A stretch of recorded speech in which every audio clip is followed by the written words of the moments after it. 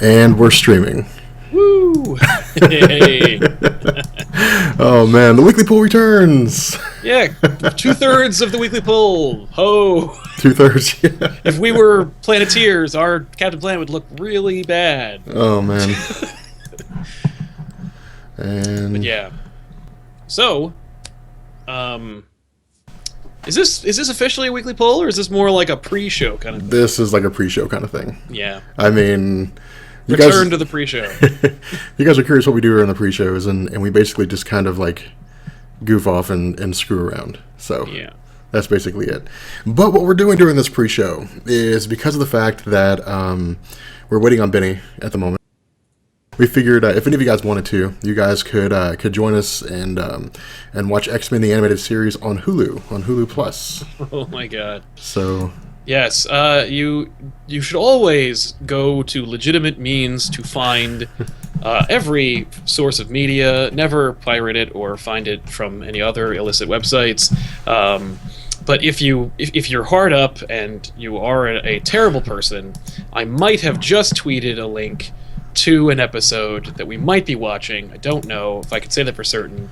I can neither confirm nor deny that there might be a tweet somewhere in my feed at Sal Says What, where you can watch this episode along with us if you don't have Hulu or don't want to pay for it. I think I forgot to tweet this out. Weekly poll returns. Come join us. There we go. But it should go out to all the sub boxes anyway. So, Oh, excellent. but yeah. So anyway, so before we there we go. We got people showing up. People are here. Hey, everybody. Oh man.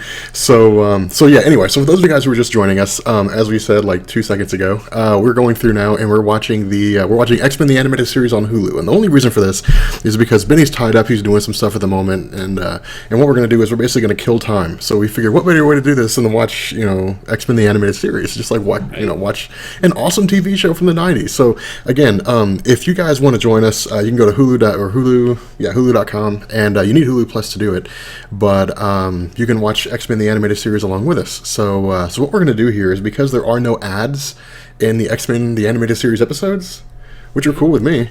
Oh yeah. Yeah, we're just going to go ahead and when do you want to start it? I think we should give them a good 3 to 5 minute head start or time to catch up. That way they can get acclimated, get the video all queued up. They can go through all the chicanery of logging in and finding the episode. And by the way, the episode is the first episode, called Night of the Sentinels Part 1. Yeah. Of course, if you're a true kid of the 90s, you might already know that. Yeah. Or if you were a Book It member, you might have gone to the Pizza Hut and gotten your complimentary copy of Night of the Sentinels Part 1 and 2 on VHS. Oh man. Which I have mine. Do you still have it? I don't know. Oh. I actually might have it still, but That's probably worth a lot of money in some circles. I doubt it. I feel like I could probably find that at any con at this point. Oh, that's true. And you know what's cool about it though? They had actually, you know what? They're totally worthless. I don't think tell so, you man. why. They're awesome. Oh, they're great. They're valuable to me, personally as a fan. But the great thing about them was they gave you some of the first behind the scenes look at the creators. Yeah. So I remember, oh crap, every episode was led by a pre-show. It was a predecessor to this show, but instead it had Stan Lee, Scott Lobdell, Bob Harris, and one other guy, but the X-Men Brain Trust and Stan Lee talking about the cartoon. And that was really cool, and you can find all of them on YouTube without any effort whatsoever. God. So you don't need the video from Pizza Hut to see those anymore. In fact, you can actually see the whole video. They were usually 2 or 3 minutes, but Yeah. Stan was a lot more together and a lot less quippy. Stan now, 94-year-old Stanley today has he has his cards like Tony Stark and Iron Man 1 stick to the cards. He has his preset lines and talking points because they don't interview anybody, they don't let anybody interview Stan Lee who is going to hard hit ask a real question. They're going to be like, Yeah. "What was it like creating Spider-Man?" "Oh, well, creating Spider-Man was one of the greatest experiences of my life. They always told me that spiders wouldn't sell, and nobody wants to read a comic about a kid, but I did both, and now I'm a zillionaire." Like, that's the show. That's every interview. But back then, like, he had some really funny things to say, and so like, those are for that alone, it's kind of worth it. Yeah, I don't know. Stanley has certainly lost more than a few marbles over the years, but he's still a lovable guy. He's still. You know what? I met him 2 years ago, and then 3 years before that, and like each time it was like I was like, whatever, right? Whatever. Stanley. Then I met him, like, ah. Like, he called me buddy or something like that, and I was like, holy shit, like, my life is complete. We're friends. We're friends now. We're friends. We're besties. Give me your phone number. All right. So for those of you guys who are asking.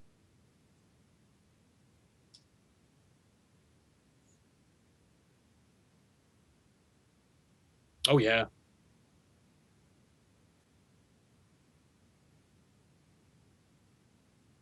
And yeah, that's what the reason why we waited until this week to bring the podcast back, is because now there's just so much stuff to talk about. Yeah, there's something to say. Like, yeah, exactly. So again, like, yeah, like, how was that Agents of S.H.I.E.L.D. book? Not great. Yeah, Avengers No More Bullying. No more reading for me. No, God, man, we actually reviewed that. That's going to be on tomorrow's episode of Off the Rack. I really want to see your review, because I can't wait to see how bad it gets lambasted, because I know it is. You know what? This is actually for our Off the Rack tomorrow. We're doing a 3-issue episode. Mm-hmm. Like, we're doing 3 different books in one episode, and the 3rd book is the most trashed, and it's not Avengers No More Bullying. Really? No, really, it is not that one. But, yeah. Oh, people were saying I was. That's interesting. Yeah, man. Yeah. Make sure you guys check out Off the Rack with Sal. But yeah, I can't wait to see that, because I didn't even read it. Like, as soon as I saw it and it said Avengers No More Bullying, I was like, nope. No. I mean, like, because it's not for you. Like, but like, I don't know. Whatever. So yeah. 2 things. One, I am the biggest in the video right now. It's not you, it's me. So you may want to switch it. Hold on, what? Oh yeah, no. It's fine. Like, I'm massive. That's not. Well, Sorry, it's nothing like, and with the way Skype works, whenever you have 2 people, that's just how it defaults. Oh, okay. Yeah, I can't undo that. When you have 3 people is when you have all the little pictures and stuff. Okay. So they're also saying that out a little bit. Yeah, but I saw that. At least you're not mute. I don't know why I'd be cutting out. I mean, as far as I can tell, it's all. Yeah, we do the tests, people. We do the audio tests. Yeah, the audio tests. I cut out too, apparently. God. Really? Sal keeps cutting out every now and then. Yeah. Let's see. Well, see, this is why we have these early things. Yeah, that's why we prepare people. Yeah, let's see. Where would it be? I mean, I'm streaming at 4,000 kilobits. I mean, yeah. Let's see. No, as far as I can tell, everything's fine. Should be fine anyway. Huh. But we were listening to it, and it was coming out just fine. So. Yeah. All right. There's almost 50 people in the chat. By now, if you haven't already, please go to Hulu Plus or the link in twitter.com/Sal Says What. Queue up your episode of X-Men Night of the Sentinels. It's the pilot episode. Can't make it bigger. I'm so blessed. I'm so excited to watch this. I probably haven't watched it in 3 weeks. No, I'm kidding. I haven't watched it in years. I can't wait to check it out. Again. Yeah, I'm really excited. I made my image in the stream a little bit bigger. Apparently I can do that, which I didn't know that I could. So there we go. Awesome. There we go. That's pretty good. So yeah. So let's see. Anyway, if you're ready, if everybody who has Hulu Plus has pulled up, if you guys are ready, then I say let's go. Let's watch the way we're gonna do it is we're gonna count down from 5 and like make sure your video is all queued up so that you're at the beginning of the episode. And once we go, we're gonna go 5, 4, 3, 2, 1, and then go. And go is gonna be the click of the mouse. That's how it works with Rift Tracks. That we're not gonna break the formula here. So when you're all queued up, Rob, if you'll do the honors, you'll count down, and then at go, everyone click go. Okay, and again, just for you guys who are asking questions, this is just the pre-show. Like, we're waiting Yes. on Benny to get here because Benny's tied up with other stuff right now. Yeah. So yeah. All right. So here we go. 5, 4, 3, 2, 1. Let's go. Go. Oh, that theme. All right. I'm watching this on my laptop, so. Oh, nice. I love that they used the logo of everybody, like, Yes. that had them. Yes. Like, Beast got the Beast, Wolverine got his, Gambit. I don't even think he had his solo miniseries at that point yet, No. but they still use that, Yeah. which is awesome. I wish anything happened in the actual show that was as cool as this intro. This show was really boss, but, like, I don't know. No, you know what? This show promises a lot, and I think it really delivers.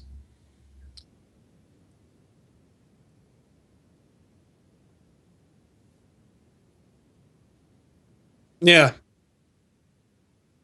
Yeah, no. Up. First behind the scenes thing, the announcer is Jean Grey. I love that out of the gate, Sabretooth. You're like, whoa, Sabretooth! Oh, she bleaches her hair. She's got black eyebrows. Raymond stands after retirement.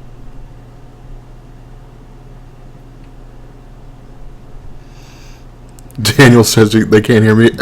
What in the hell? Like, I don't understand why it's dropping out. Like, people should be able to hear me fine. Yeah.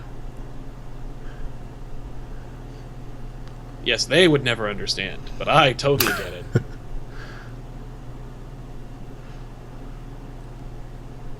This voice actress who played Jubilee really, like, swings for the fences, and I think she nails it. Like, Oh, I agree. because who gives a crap about Jubilee? Well, this actress does, and she does a really good job. Ugh. Wow. Sentinels are dicks. There you go. First little background. Jubilation Lee, 5'1", Chinese American. Yes. Wow. They're doing well. They got a big screen TV in there in 1992. Rolling, man. Rolling in style. Yeah. Just crashes through the window like a jackass. What in the hell is wrong with this guy? Yeah. I like how he's walking through the neighborhood like no one notices. Yeah. Like, there's a giant robot that's making the ground shake up and down, and no one knows that he's walking through. No. Every time I hear, or every time I see a Sentinel, that's the voice. Is that, like, identification? Ignore. So, Jubilee at the mall, at the arcade, and running into the X-Men, this is literally just Terminator 2. When John Connor goes to the arcade and the Yeah. Terminators come and they're like, Him and, what's his name? God, what's his name from, Salute Your Shorts? oh, Budnick. Budnick, yes. What a cool chick. Yeah, just Yeah, blow up an a arcade. So another behind-the-scenes thing about the X-Men animated series, the whole thing was made in Canada, and so everyone who's a voice actor on this show is Canadian. Really? Yeah. Wow. The most notable one, or the one you can totally notice the most, is probably a toss-up between Wolverine and Jean Grey. I would say Jean so. Grey, an outbreak of violence. Oh my god, it's a giant robot, run! He's smashing through the front of everything. Gambit is a pimp. Out of the gate. Mackin', Question. yeah. Mackin' it with the card store. Man, look at the opulence of 1992. We have a store in the mall. We sell playing cards. That's all we sell, and we sell them well. Like, what an amazing time we lived in back then. Clinton economics, people. Dude, it's... I'm kidding, of course, but, like, you know. I mean, this show it just screams 90s. Oh my god! I mean, like Jubilee is like a '90s famous bowl. She is is. just like layers of '90s. Oh, now that we've shown Rogue and Storm. Number one, Storm can change her costume by zapping herself with lightning. And number two, best voice actors in the show, Rogue and Storm. No question. Hands down, The lady I agree. who plays Storm completely just owns it. Like every time I read it, wind. It's amazing. I like how Storm morphs lightning into her costume. Yes. Yeah, that's how she changes her costume. She just zaps herself and then costume. Now, maybe she had her costume on underneath and she melted her costume off, or her regular clothes off of them. I don't know. I don't think anybody does. No, there's no way. It's like Wonder Woman where she like spins and her costume changes. Or Superman runs into a phone booth and nobody notices. Yeah. This version of Rogue is best.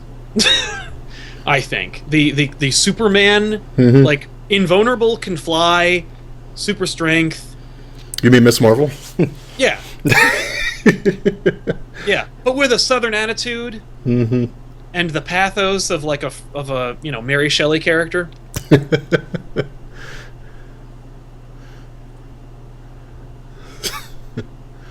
Don't worry, Cher. I built abs into my outfit. Just so they know that I've got abs. And even if I don't have them, people think I do. That's right.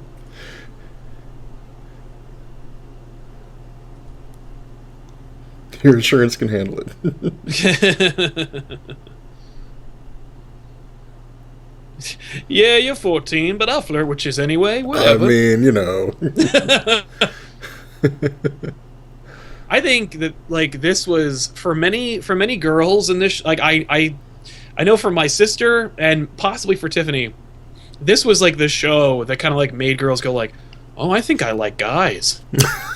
This Gambit is okay. Gambit is so smooth and. If you didn't watch Star Wars and you didn't fall in love with Han Solo, then you might have watched X-Men and fall in love with Gambit. I love that the balls on this show where they were like, no, we're not going to reveal Wolverine until like later. Like until like the third commercial break. Like the 90s character. Like, we're not going to worry This is about it amazing right because like this is literally this show is just a animated version of the Jim Lee cover from X-Men '1. It's just everyone who was worth a damn minus Bishop until later. Yeah, Bishop doesn't show up until like Days of Future Past is when he shows up. Yeah. So, yeah, you know what? I'll wait. We're already dealing with Cyclops. Cyclops is like this is like I think what everyone thinks of when they think of how Cyclops is a tool. Yes. The most douchey statements ever. Yeah, the voice is so perfect. Yep, I'm Cyclops. Whatever. Eat me.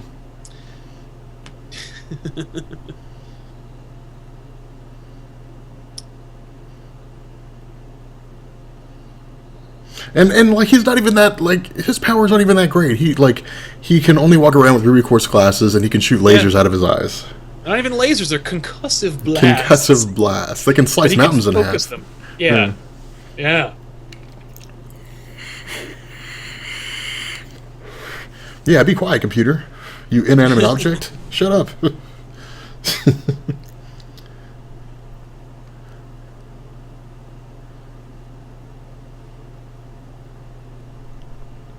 Zap it.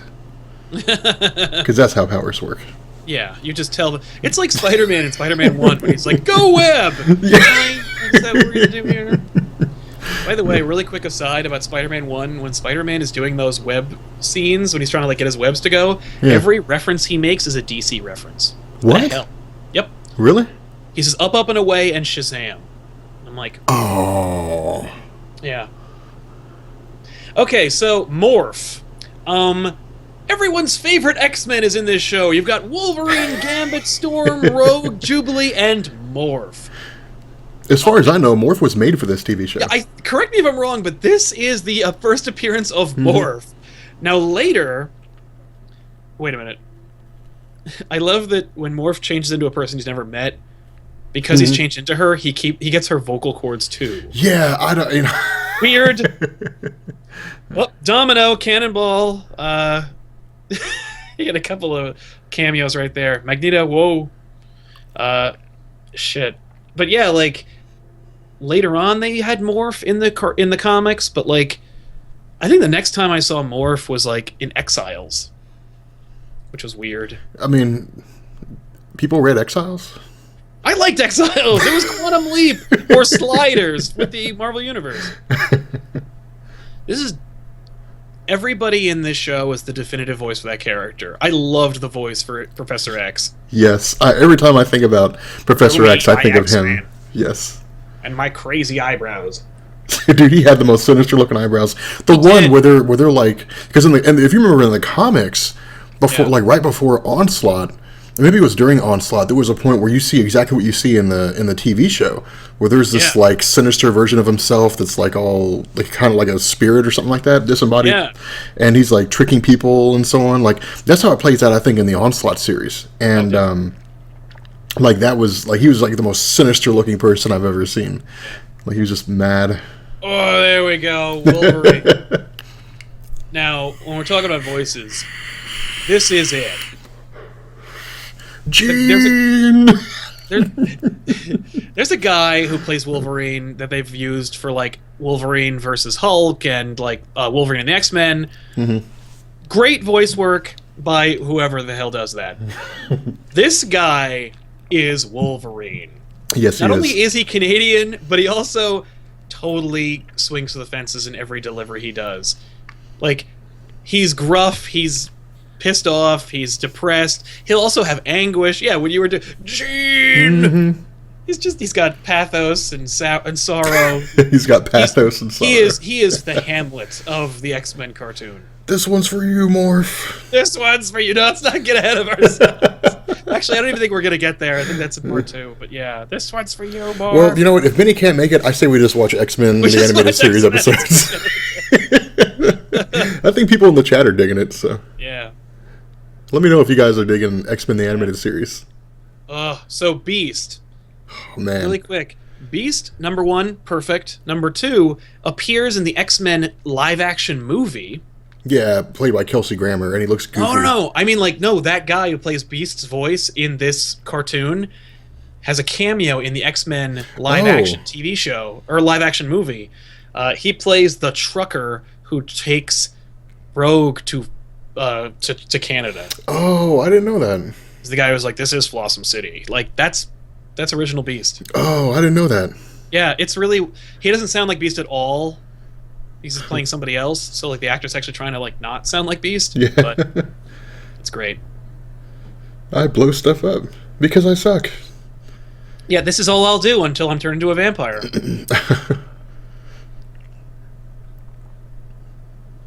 Like all of us. We're all weirdos.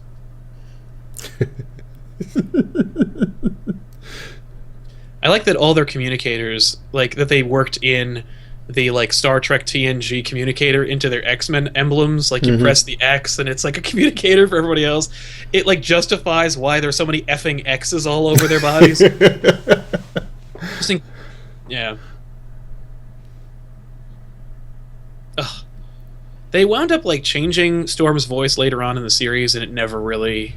Yeah, it sounded dumb. I mean, this Storm is amazing. Yeah. That's why I say, like, I agree with you, man. These are, like, the definitive voices for these X-Men characters. It's amazing how, like, how in the 90s, like, they just nailed these voices. You got the Batman animated series, Kevin Conroy can never be matched as Batman. X-Men the animated series, if only they had...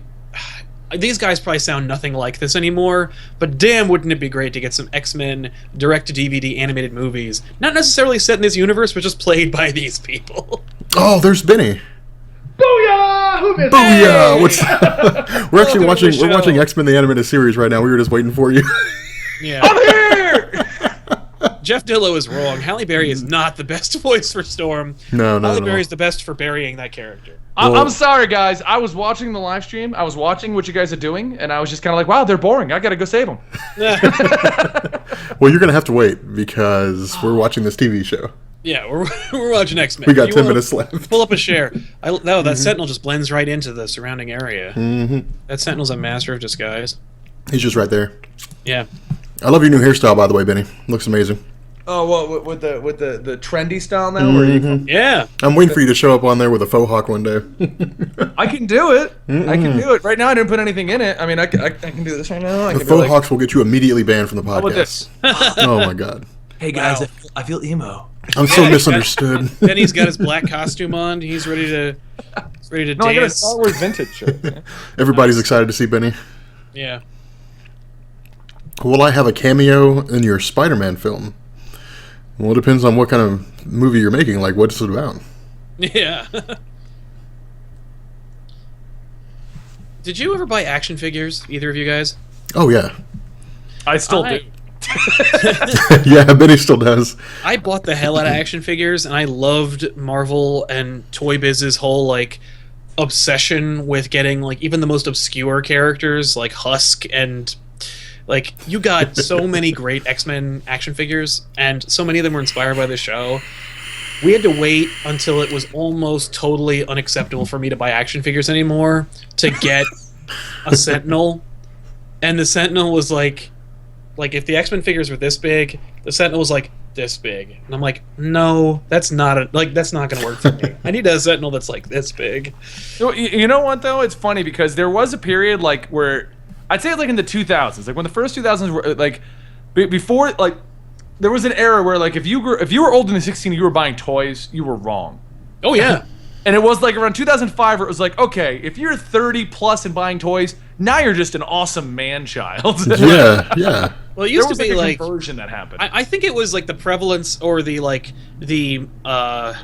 this is the first time that Wolverine brandishes his claws but never does anything with them. This will be a trend throughout the entire series because you can't have a Saturday morning cartoon in which a murderer stabs people with knife hands. Oh, there's one scene. I don't remember if it was when they first encountered the Hellfire Club, but he puts his hands up to somebody's chin and like brandishes And two then of his claws.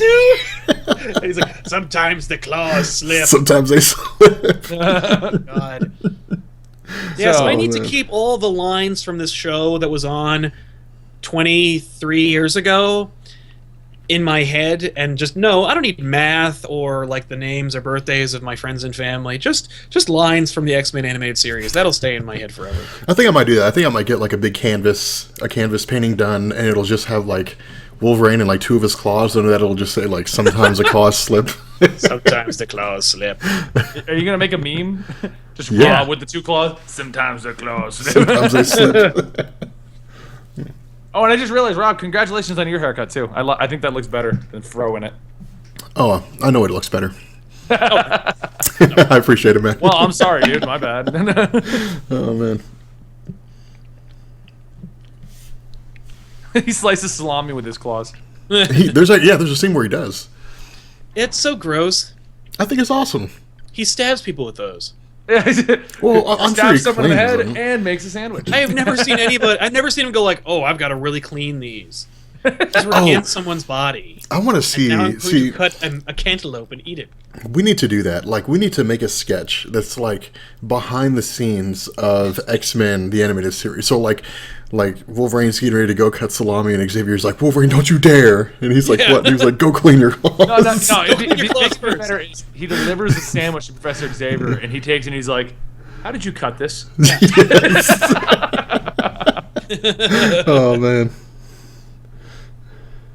Really subtle Storm. Yes. Well, No one's gonna gonna know leave we're my room for there. a minute and go get a drink of water because I literally just finished recording Atrocitus and I jumped right in. So Oh, dude. Oh, yeah, get some your water, voice dude. must be shot. I did 3 recordings. Oh, jeez. And I managed to force myself to cry during Mayday Parker. Yes. Nice.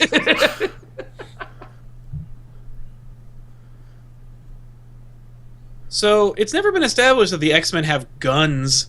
It is now. The hell.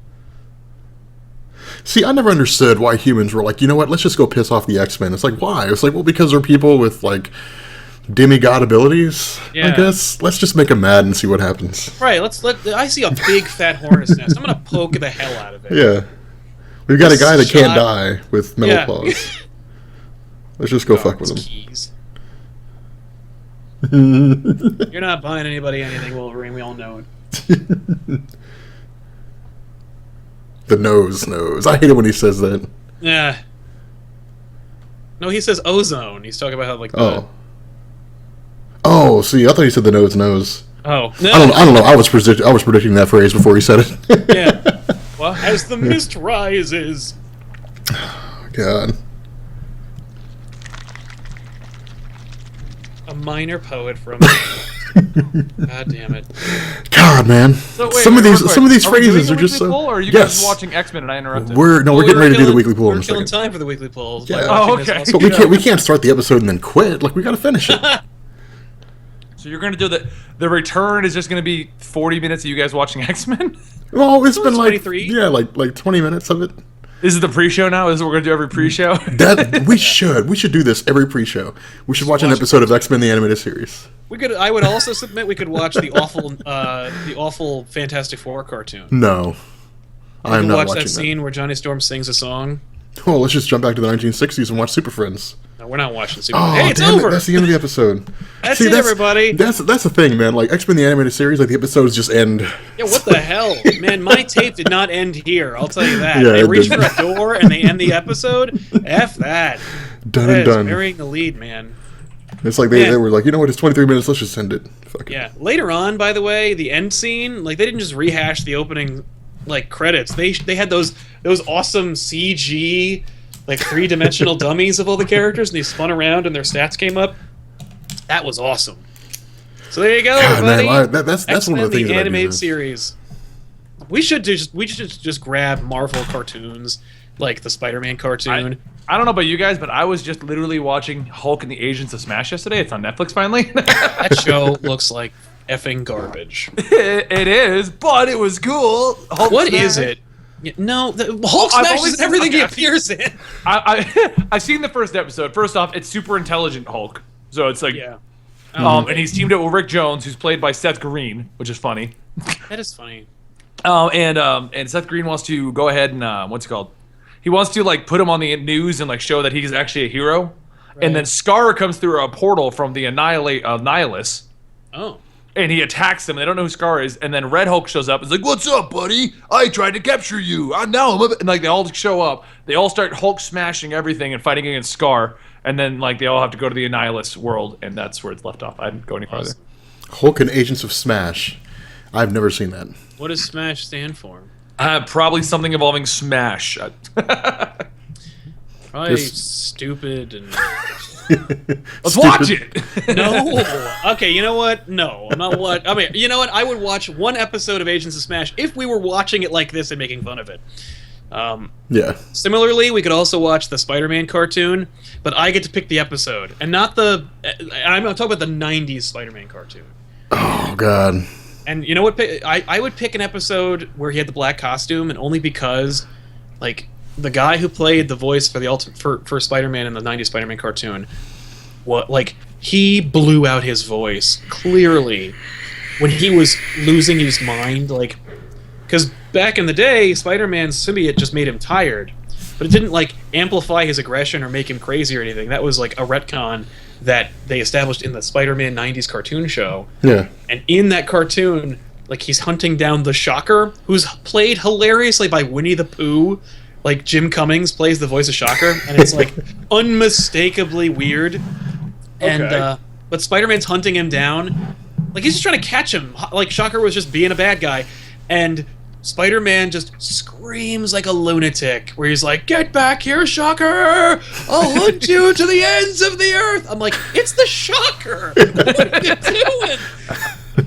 It's like crazy. It's amazing. So we have to watch that just to like. You know, I watch this. never understood the difference between Shocker and Electro. It's like, why did Spider-Man need two electricity-based supervillains? Oh, Shocker's a Electro's. hilarious sex joke, and Electro Yes. was a '60s supervillain.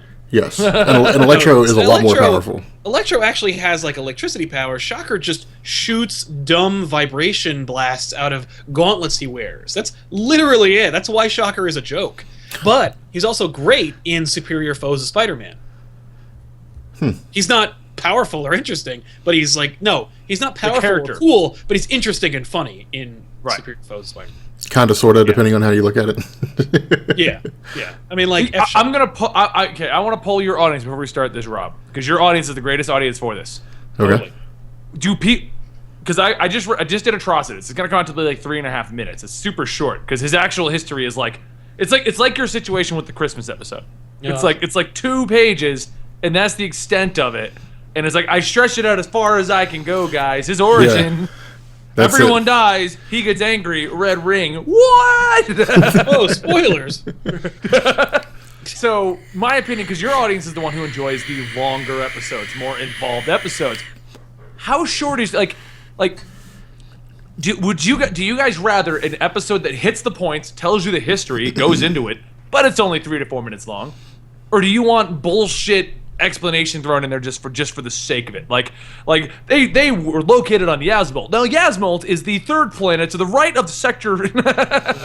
My experience with these guys, which is what I'm learning now, because I went back and changed stuff, and they're like, nope, change it back. So now I've got to go back and redo some stuff. But one of the things I've seen so far is they like the more in-depth videos, but only the more in-depth videos if they're relevant. So if you have, like, the Red Lantern, and you're like, the Red Lantern becomes Red Lantern, okay, why was the Red Lantern created for the comic books? Like, why is he there? Who thought of him? Who wrote him? Like, what's the basis behind his character's creation? Jeff Johns retconned him in.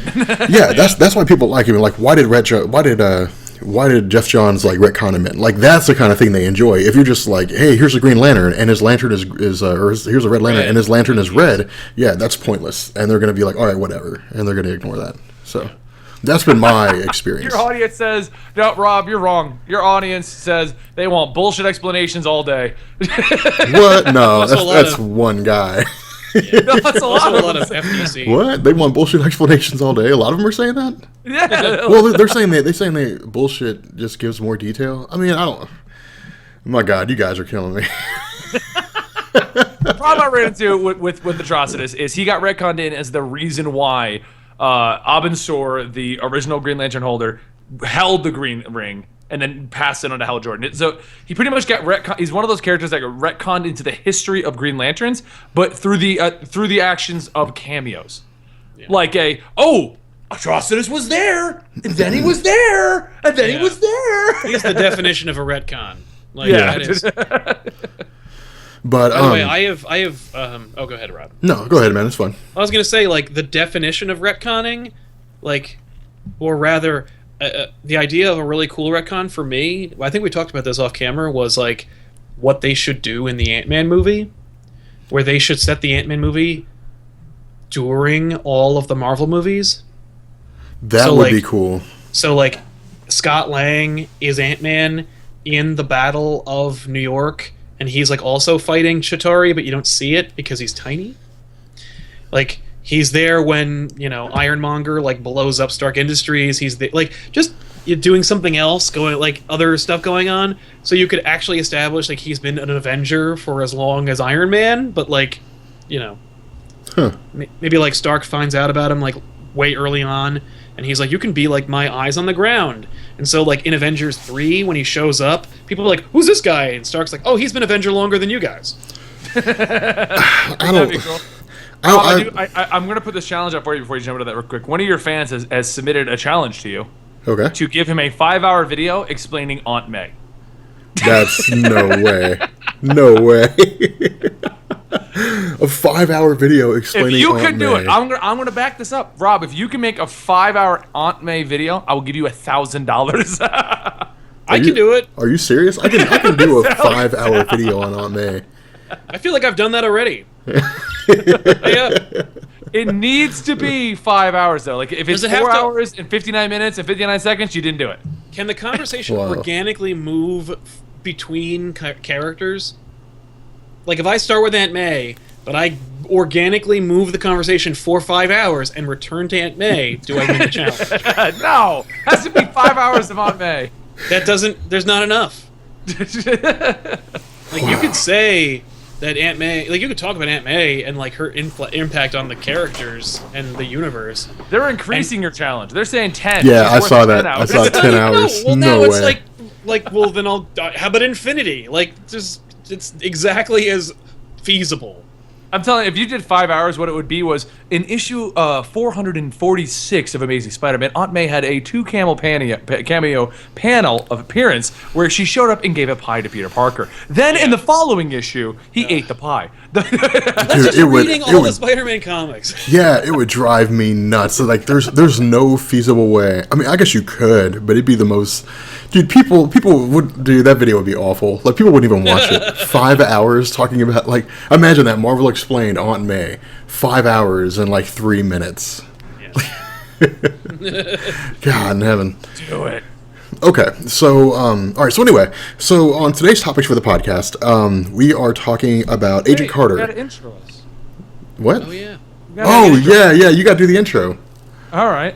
Welcome to the weekly poll! I know we've been gone for the entire Christmas season. I don't have any comic books handy because I've read them all and they're all in my storage at the moment. So we're just gonna pretend for a minute. Spider-Man came out, Spider-Verse came out, X-Men came out. Here's a crappy DC book. Superman did something stupid. Batman's Batman. There you go. That's all your books for the week. I'm Benny the Comic Historian. You can find my channel over at youtube.com/comicstorian. That is Rob from Marvel Explained. All of you know him. All of you love him. He also runs DC Explained. So all of you DC haters, he's doing DC. And that's Sal over at TV Little House. He is at youtube.com/TV Little House, and he is now bringing you a weekly show called Sal Says What, in which he goes more in depth into his own topics and explains things. So all of you guys who are saying that Rob teaches and Sal discusses and Benny's just Benny, thanks by the way. I don't get nothing. I'm just Benny. Yeah. Sal I also. think it's the high compliment. Yeah. Okay, so now that we have your intro out of the way, now that you've scratched that itch. Yes. All right, so we're talking about Age of Ultron. We're talking about Agent Carter. We're talking about. Oh God, what else are we doing? Tom Cavanaugh. Agent Carter that came out this week. We have the Age of Ultron trailer that came out yesterday. We have the Ant-Man trailer that came out last week. We have the discussions of who is actually going to be the Reverse Flash on the Flash TV show. There's the discussions of the new Vixen TV show coming out, which I was like, who the crap is Vixen? Yeah, I have no idea who that is. You don't know who? No, I'm just now getting into DC, so you can kiss my ass. I didn't know She is who they were, The best who she version was. of her right now, by the way, is the Justice League Unlimited cartoon. She was great and played by and then Gina Torres. didn't she have like this is gonna sound really racist, but who was the big black guy that was on that show too? That was Green Lantern. No! Oh, Yeah, no, I thought that was like Young Justice. Young Yeah. Justice. Okay, yeah. And that was Aqualad. No, there was a giant black guy in the second season, and Vixen was Oh. there as the sidekick or something like that. I've only literally watched 2 episodes of Young Justice. They're probably going to tell me in the comments in a minute. I By the forget who way, it is. Young Justice is pimp. Like I love that cartoon. I just that was haven't great. had a chance to watch it. And when it was on, I couldn't watch it. And the reason why I couldn't watch it because I've had the Firefly effect for TV shows where like I'm like, oh, that looks really cool. They'll cancel that. They'll cancel it was that a I can Cyborg. enjoy it. Apparently, I'm the DMX of comics. I don't even know if that's a compliment or not. that's actually pretty awesome. I'd be pretty excited. Like, yeah, the Rough Riders. The Rough Riders. Barking at people. Damn, we already named the show. I would like Rough Riders. That's cool. I mean, that would be pretty cool. Can we do Rough Riders editions when the 3 of us just show up and that's I like the that. Rough. It's the Rough Riders. And then like our theme can be back in the saddle. Oh my God. All right, so why don't we kick it off? Let's do the trailers first. Yes. Because those aren't going to be very long topics. So No. let's start with Ant-Man. Ant-Man, Ant-Man. like, I was pretty excited. I think they are sticking relatively close to his origins, but only in the fact that Hank Pym is going to play his mentor, which he did. Even after he became Ant-Man, he constantly went to Hank Pym, and he was like, hey, like, what should I do here? And he was like, just do the thing that's good to do. And he was like, okay. Yeah. I thought that trailer was not good. Oh, I feel like it was mixed. Like you knew that that Edgar Wright was doing it, so you knew that the joke was going the movie was going to be like a mixture of humor and action. Like Ant-Man should feel like Iron Man 1. Like it should feel fun, but take itself seriously. And that trailer was incredibly generic, like this orchestral theme made by nobody, made by anybody, that just, where it's just building this dramatic tension for no reason. Like, who cares? I don't know this guy. If I'm just watching it for the first time, right? Like, I just know that Guardians of the Galaxy was cool, and I like those Marvel movies, but I don't know anything about them. So I watch your channels. Like, I don't know anything about Ant-Man, but this self-important trailer about this poor guy and his family, like, it was like Sandman and Spider-Man 3, like, my family, like, I need to do it for my family. Like, so? Who cares? Who are you? Who's your family? Whatever. It was really, like, weirdly tonal, because, like, there's all that, and then at the end, he's like, can we change the name? And it's like, also, it's Paul Rudd, who is a great comedic actor. So, like, I don't know. I feel like it was a mixed tone. There's a great fan edit of it that I really like, where it takes all that and, like, it still keeps it serious, and then once the Ant-Man stuff happens, it just turns. Like, Michael Douglas just says, like, I need you to be the Ant-Man, and Paul Rudd's like, huh. And then it goes to, like, really fun, happy music, and, like, this dude riding a effing ant. And everything you'd expect from that, and how fun that is. But no, like, the real trailer is, like, really weirdly, like, I don't know. I feel like it's mistoned, unless the movie is really, like, weirdly toned, in which case, I mean, I agree with you on that. I feel like Ant-Man was Ant-Man himself, I've always considered to be kind of a goofy character, and this is part of the reason why I think Hank Pym got moved off of Ant-Man, because you can't be like, this guy beats his wife and he's super evil and he made Ultron and he's an ant, Like, they could always just not have him beat his wife, but even then, people would pick up a comic and be like, this guy beat his wife?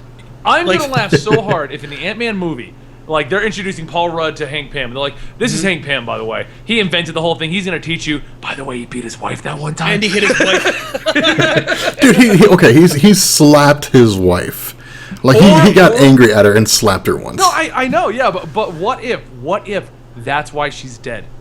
He beat her to death? I don't think she is dead. He slapped his wife to death? No, because they've said that Janet Dine is dead. The Wasp is dead. They've stated it. Yeah. So what if it's going to be something like, like he ran the car, like they blow it out of proportion. He ran the car off the thing, killed Janet. She's done. That's why he's kind of like in that prison situation. But he's so smart, they're letting him function. Like, right. They're letting him, like, build things for the government and stuff. Yeah. Because he's more of a team player than Stark. I can see that. I don't think so. I thought it was a good trailer for what it was. All I wanted to see was something showing me the relationship between Hank Pym and Scott Lang, and we saw that. We saw Hank Pym basically like, I'm going to be your mentor. I mean, it tells us that Scott Lang was Ant-Man, or that Hank Pym was Ant-Man at some point in time. Yeah. Like, it tells us like he did play the role of a superhero, and he's passing that on. What I'm curious about is how they're going to explain Ant-Man back in the day. Like, how are they going to explain Hank Pym previously being Ant-Man, or is it just going to pick up? And he was like, well, I was Ant-Man once, and then that's the only explanation you get, and then just move on to Scott Lang. I've got a crazy theory. For you. What if Hank Pym Ant-Man shows up later in Agent Peggy Carter with Howard Stark? That would be cool. I've actually... Or he at least gets a mention. Like, she comes into the office one day, and they pull a paper out, and it's like, crazy man in ant costume running through city. I mean, like, if you ever needed to establish a superhero, but never show him, I think you could go in no better direction than using Ant-Man, a superhero that's so small you'll never see him. So, like, you could have Hank Pym have gone on 1,000 adventures that nobody saw because he's so effing small.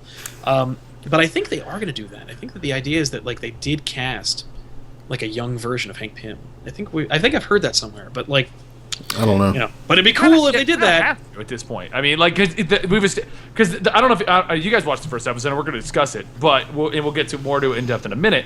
But I mean, they pretty much establish it right off the bat in the world. It takes up right where Captain America left off. Yeah. Carter, yeah. So we're all in that day and age. Oh yeah. Yeah. It immediately bolted out from there. I mean, that's one of the things that I liked about that. But nonetheless, no, Ant-Man, I was satisfied with the trailer for what I saw. I was like, all right, cool, Ant-Man, like we get to kind of get an idea of what's going on. I will admit that aside from the fact that he can shrink down to the size of an ant and he can ride ants and Hank Pym's going to be his mentor, there really wasn't much being unfolded there.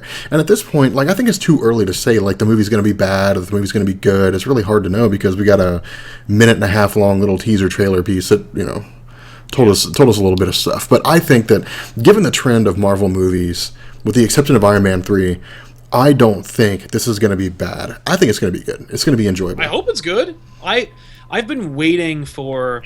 Not I've been waiting for it. I've been looking forward to, since they announced that Paul Rudd was going to play Ant-Man, like, another fun, really cool character to interact with the Avengers. Like, yeah. I've been excited to see, like, what Paul Rudd will bring to the table. So that's going to be great. Like, no matter what they do. Like, even if Ant-Man is super serious and bad, they could always put him in the Avengers and make it fun. Like, but see, like here's a question that. Oh, go ahead, Benny. I was just gonna say, I think just like Iron Man 3, even if it's a horrible Marvel movie, it's still gonna be a good movie. Okay. Like, because even if they did a horrendous job, you're just gonna be like, it was still a Marvel movie and pretty epic. So yeah, like I mean, like no, Iron Man 3 wasn't bad. It was just wasn't. It should have been called Tony Stark and his amazing 100 Iron Man suits. Well, they did that. Like, I mean, like they said they wanted to do it. Like they wanted to bring it kind of back to its roots and make it like all about Tony Stark and less about Iron Man. But like, yeah, that you didn't know, work would out have too made well. that third act a lot cooler. If at the end, he wore one of them. well, yeah, but like, you know, how, like the iron suits are clearly like made out of like balsa wood and like they're really easily destroyed. Yeah. If at the end, the Hulk showed up.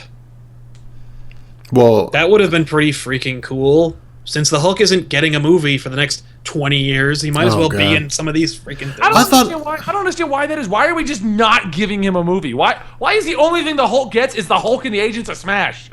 Well, because here's the question. So stupid. Like how? Okay, fine. Give me a movie. Like, tell me what the synopsis would be for a movie involving someone as powerful as the Incredible Hulk that could tie into the Marvel Cinematic Universe up to this point. Like, give me a villain he could face on his own that everybody else could face, but that the Incredible Hulk can also take on, that wouldn't require the assistance of anybody else, that ties into everything that's happened so far. Oh, no, hold on. I'm going to stop you right there. Because none of these solo movies had a situation where, they called it, freaking Captain America fought the entirety of S.H.I.E.L.D. and no over by Hydra, and oh my God, no one showed up. They had satellite footage of, the Hydra had satellite footage of Stark's houses, and they were going to, like, launch weapons at them. And you mean to tell me that he doesn't have any kind of defensive capabilities to sense radar detect? No involvement from Tony Stark at all during that movie? Yeah, you can't. Dude, the Hulk could be fighting the end of the world, and no superhero would show up. Oh yeah, I'm saying, give me. Okay, fine. Then I'll even take that element away. Give me a synopsis for a film involving the Incredible Hulk because remember, the movie itself has to tie into everything. Everything has to tie into everything. Yeah. Captain America 2, even though he took on S.H.I.E.L.D. by himself, tied into everything because S.H.I.E.L.D. went down. Nick Fury disbanded S.H.I.E.L.D. basically. Like, after it was all said and done, and then he went underground. Yeah, so it ties into Agents of S.H.I.E.L.D. So give me that plot. Like, what's the plot of that movie? The Hulk movie should come right after Avengers 2, and you call it Planet Hulk. Like, that's your movie. Okay, I agree. Your movie really is, because like you could get rid of the Hulk really easily and you could set up World War Hulk. You wouldn't do it. Well, I mean, but, they've already kind of stated. I mean, I agree with you on the Planet Hulk. I do. And supposedly, and this is all rumors, so I don't know how true this is, but rumor is that the cliffhanger at Avengers 2, the end credit scene, is that it's going to involve Civil War, like the beginnings. Yeah. So that right there would be, they could easily be like, we're going to start this, that, and the other thing, and you're probably going to disagree in it, and we need to remove the Hulk. Just launch him right now. I mean, like, you know what you do. You just, because, like, Ultron is the bad guy, and Ultron has control over, like, Stark systems, and he has control over computers, and he can impersonate people. Like, Ultron, like, takes, like, some Stark contingency for what to do with the Hulk. It's, like, a worst-case scenario of launching him into space, but impersonates Iron Man or Tony Stark using the monitors, you know what I mean? Like, comes up as the Avengers and, like, impersonates them and says, like, so long, Hulk, meh. And, like, so Hulk blames the Avengers and then launches into space, and then you can do Planet Hulk. You could even make Guardians of the Galaxy 2 Planet Hulk. Like, if you don't trust the Hulk brand enough to make Hulk, like, Planet Hulk, you could just make Guardians of the Galaxy 2 where like the team doesn't know what to, like, you know, the team's going to do something and they hear about this crazy crap going on in like this war world, and they go there and Hulk's there beating the crap out of monsters, and they pick him up and now he's part of the team for that movie, or not, like, or whatever, you know what I mean? Like, Or like he fights Drax the Destroyer, which would be an awesome battle. I mean, people will be like, "Yep, I want to see that." They don't even have to do that, because honestly, we've never had like just a normal Hulk movie. We could just go back because they're to all boring. super strength, strong Gamma guy, sad Bruce Banner Hulk movie. Those movies are so crappy though, because you can't. We've established now that like a Hulk movie in which Bruce Banner laments being the Hulk and is trying to find a cure doesn't work. And the reason it doesn't work is because you're never going to get what you want. Like, if you want you want your protagonist to succeed, but he can never succeed, because if he does, you don't have Hulk in your movies anymore. So he can never succeed. No, I've got it. We combine the plot from Earth's Mightiest Heroes, and we combine the concept of Red Hulk. So, right at the first 10-15 minutes, Bruce Banner accepts Hulk, and they decide to come to terms where basically Hulk's going to be in charge. Yeah. Since the Hulk's mostly there, Thunderbolt Ross becomes the Red Hulk, main villain of the story, sets up another section of the Marvel universe. Okay, well, here's the thing though. Like, since we're talking about Age of Ultron 2, like, Pitch that to Marvel. since we're talking about the Age of Ultron 2 trailer, I think, I forgot about that. yeah, like we're basically segued into it. I think Sal's idea of Planet Hulk is going to happen, but I mean, not involving Guardians of the Galaxy, but I think that's going to happen. And here's how: it's actually going to be a lot simpler than the way you're making it out to be. Now, Sal, you're Everything, no. overcomplicating. Everything you need to know is in that trailer. Yeah. Like, everything you need to know about the movie, about what happens to the Incredible Hulk, is in the trailer. I was going through Reddit Marvel after the trailer. No, it didn't have. Well, it had Quicksilver's cool just gonna music. run but- up and stare at stuff? No. Scarlet Witch isn't going to use powers? If you go to Reddit Marvel, like after the trailer came out, my God, Benny. Benny, if you don't shut up, I swear to God.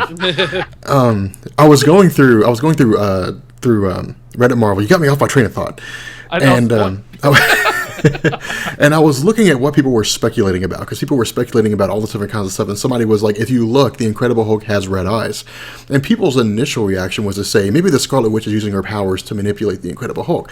No. One of the things that people forget is, remember, Ultron has the ability to control the minds of others. He actually implants tentacles into the minds of people, like into their actual like heads, and control their minds, and plant stuff in them or whatever. I think that what's going to happen is, at some point along the line, like, Incredible Hulk's going to be compromised, so to speak, by Ultron, and he's going to be taken over by Ultron or whatever it is.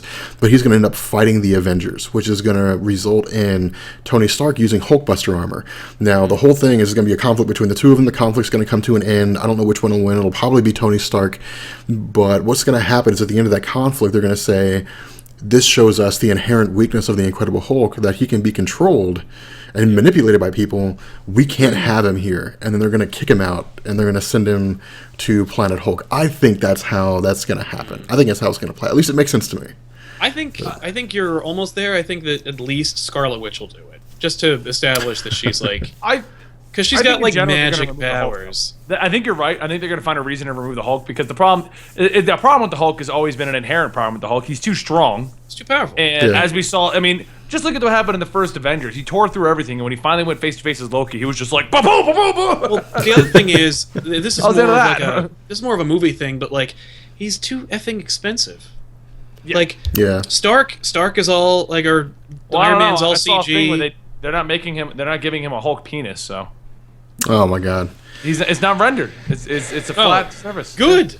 Like, I don't even want to know. I don't even want to know how you noticed that. don't waste time with that. Like, fine, good. Like, who needs that accident? I mean, we had that in the Watchmen. Yeah, well, that was part of the narrative. You need that. I'm glad they didn't. I want to repeat this comment from one of the viewers. Benny is the best at what he does, and what he does is comics and messing up Rob. Whatever. But no, I think, and here's another thing too. Like we were talking, like me and Sal were talking about this a little bit before we started the podcast. And in the Age of Ultron trailer, and this is what people were really asking the question about. In the Age of Ultron trailer, there's a scene, and the scene's maybe a couple seconds long or something like that. But there's a point at which this woman is looking into like this giant like well of water, or like a little lake or something like that. But it's in an underground cavern. And I guess maybe like she's taking off her robe or something like that. And people were asking who that chick is. And there was speculation abound. People were like, well, I think it's Shuri because she had that gold stripe down the back of her head and stuff like that. Some people were saying they think it's Mistress Death. And I think it is. And I think that's the Infinity Well.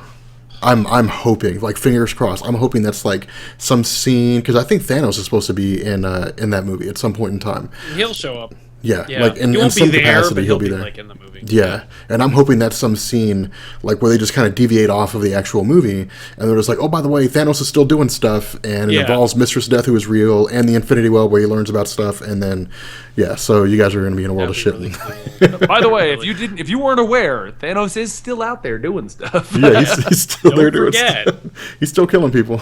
He's probably Josh gonna. I Brolin could is see. I could see Ant-Man leading into like a slight cameo and then going into another cameo in Avengers, where it's just like Josh Brolin's face, like I'm Thanos. Yeah. I don't know, this looks nothing like Thanos, but this is my Thanos face. It's pretty good. I'm Thanos. I mean, I will say, I have a scroll chin. here's one of the things I didn't. Squirrel chin, but I'm not a squirrel. I'm here to confuse you. It's very confusing if you don't know the story. He's half deviant, man. He's half deviant. That's why he looks I all know. screwed up. But no, like there was in Guardians of the Galaxy, which I love the movie. Yep. I didn't like how they did Thanos. What? Why? He's a powerful guy on a throne. Like He just didn't sound menacing enough. Like Josh Brolin's voice isn't like deep or menacing enough to like. I mean, like make the characters sound I scary. demand Michael Ironside to play Darkseid. It needs to be like, yeah, but like or Vader. You know, at like least Vader the needs voice. to- At least the voice. Yeah. Yeah, but that's all. You don't need to do. Yeah, that's fine with me. Like, CG the whole body. Just give me the voice. yeah, but with Thanos, I kind of like the quiet, like measured, like confident, but still kind of like put together, like Thanos, where he's just like, I'm going to bathe the Star Wars in your blood. And that's just the way it is. I'm not screwing around. I'm not even gonna get up. But if you make me, it's gonna go down. Just You like, don't want me to get out of this chair. you know what I mean? man. Like, 'cause you got what's his name? You got So he's Ronan the Accuser. basically you consider Thanos to be your father, where you were a little kid, and he's in the Right. chair with the He's belt. like- He's like, "Don't you make me get out of this chair! I will take this belt off." Yeah, Dad's just like this. Sounds Thanos. Do I? And No. then Thanos has to be like, Yeah. uh. Either this or like Thor Thanos is like, where's your mother? Why is it no? Oh right, she blew up. All right. Well, I mean, like that being said, like for their choice of actor with Josh Brolin, I think he did a great job. Like he was good for what he did. It's just I would have preferred something else. But like I've never been disappointed with a Josh Brolin film, with the exception of Mimic. So, like you know, Mimic it had Mira Sorvino and Josh Brolin, one of his early movies. But I didn't. Goonies. Thanos' voice. That's what one of your viewers states. I would sound terrible as that. Do you imagine Rob as Thanos? We're gonna get that Infinity Gem. You guys, I'm just gonna need to destroy the universe. Hey guys, I'm Thanos, and I'm gonna tell you guys about why we need that Infinity Gem. That is not at all what You I guys, sound well, like. here's the thing, you guys. Okay, the Infinity Gems actually started out in the Infinity Well, and like they're like, "Whoa, Thanos, we get it. Like we don't care." Explaining stuff, Thanos. Well, I'm going to explain it to you anyway. No. Well, shut up. Take a seat. I'm going to explain it whether you want to hear it or not. Yeah, it's, yeah. And it's like you don't understand. It's really important. I don't care if they're rebooting everything. It's really important. That's not how I sound. Pretty close, but we'll move on. Yeah. Why don't we go to the next topic then? Because now we've gone off the trailers. Yes. So we still have to discuss Agent Peggy Carter. We still got to Yes. discuss Ash situation and Vixen. So why don't we go to Agent Peggy Carter, because we've all seen that now. Yep. Great show. Love it. I'm gonna let you guys know. It's Rob gonna be did on like think an hour. he wanted us to watch it with you, like Yeah. live, and both Sal and I said we already watched it. Very did. No. Yeah, I was disappointed. I was like, really? Like, you guys just jumped into it. Whatever, fine. You guys Yeah. be that way. Everyone says Right. that Thanos is gonna be vaping if Rob takes over. Oh, dude, imagine that, man. Thanos, like, they roll in to, like, Sanctuary 2, Yep. and Thanos just sitting there on his throne, and he's just like, what's up? He's like the freaking caterpillar from Alice in Wonderland. I found the coolest thing ever on Earth, guys. It makes me so much chiller. It's vaping. Like, you guys don't want to see me when I get off this shit. Yeah. But no, okay, so here's a problem that I had with Peggy Carter. I didn't think it was that great. It was the acting. Okay, Haley Atwell's acting was exactly what I thought it would be. She did a great continuation of her character from the movies, and that's what I was really hoping in terms of her character. She did great on that score. Everything else, the writing was, and the acting of like everybody was like, whatever. It's what I would expect. Like, okay, remember Agents of S.H.I.E.L.D. when that show first started? I watch it That's all how. the time. Okay, that's how it. That's how it felt watching this. This felt like this felt like Agents of S.H.I.E.L.D. when it first started. It was kind of hokey, and it was kind of something I'd expect to see on like a sci-fi channel, kind of thing. I'm sure it'll get better as time goes on, but yeah, I agree with you. I do. I watched the whole thing. I watched it. I actually thought it ended halfway through, not realizing that it had like another halfway to go. Like I thought we were done. yeah. Right. And I got to the end of it, and I looked over at my wife, and I was just like, if I didn't have to watch this for this whole YouTube channel thing, I don't think I'd watch this again. I don't think I'd come back. Wow. Yeah. I really liked it. I You really the liked show. it? I think that it was really cool. I thought it was like everybody was really like. I think it was well cast. I think it was well directed. The costumes were all terrific. The sets were all great. The writing was pretty sharp. The direction was really nice. I thought that having the show led by Haley Atwell was a really smart choice. I think that she did a great job with the character. I feel like we really like it. It struck the exact same tone as the Captain America movie, as the first one, and that's exactly what we wanted. Like we want.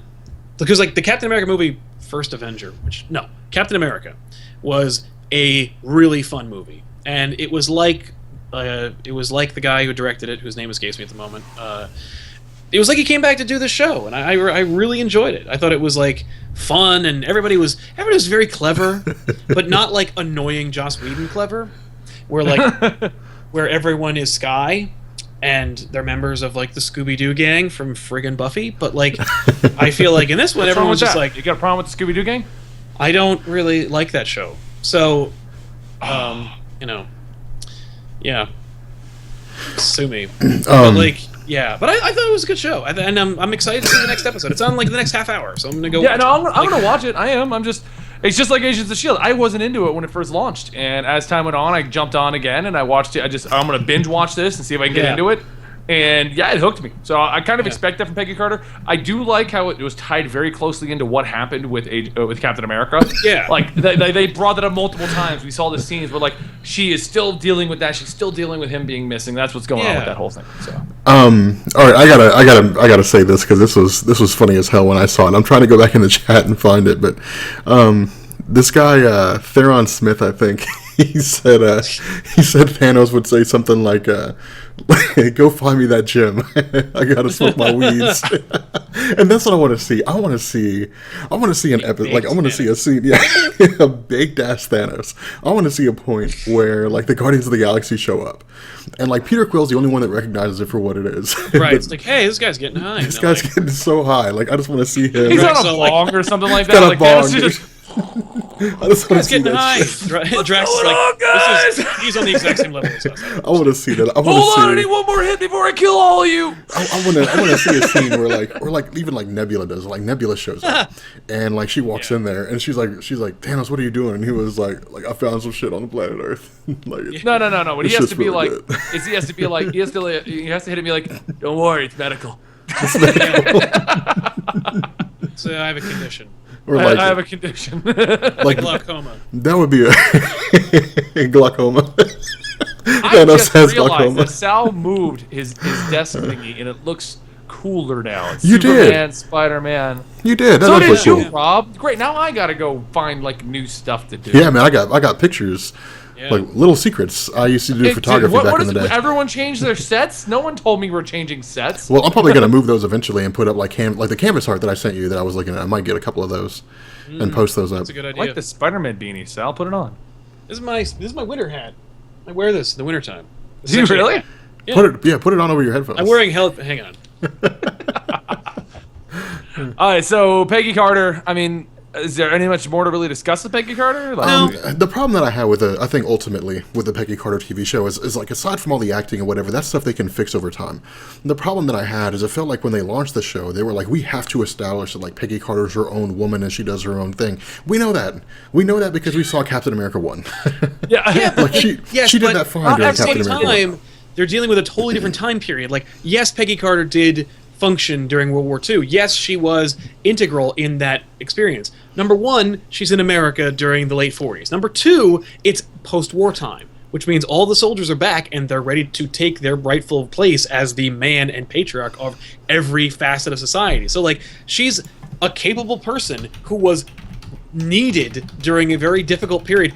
Some would argue more difficult than the period that they are in presently, and yet she is marginalized despite her extreme ability and capability. So like that's a struggle, and also she's fighting bad guys, which is another struggle. Like this chick is already like if you had a Howard Stark show, you know what I mean? Like that'd be fun to watch, but like his struggle would be dealing with Anton Vanko and like other characters from that era. It wouldn't be dealing with Anton Vanko and people who were less powerful or interesting than him telling him that he wasn't able to do it because of like his gender. Like, and that's a struggle Howard that Stark, people are you're still a dealing with man. today. And I think it's really Can't cool. do nothing.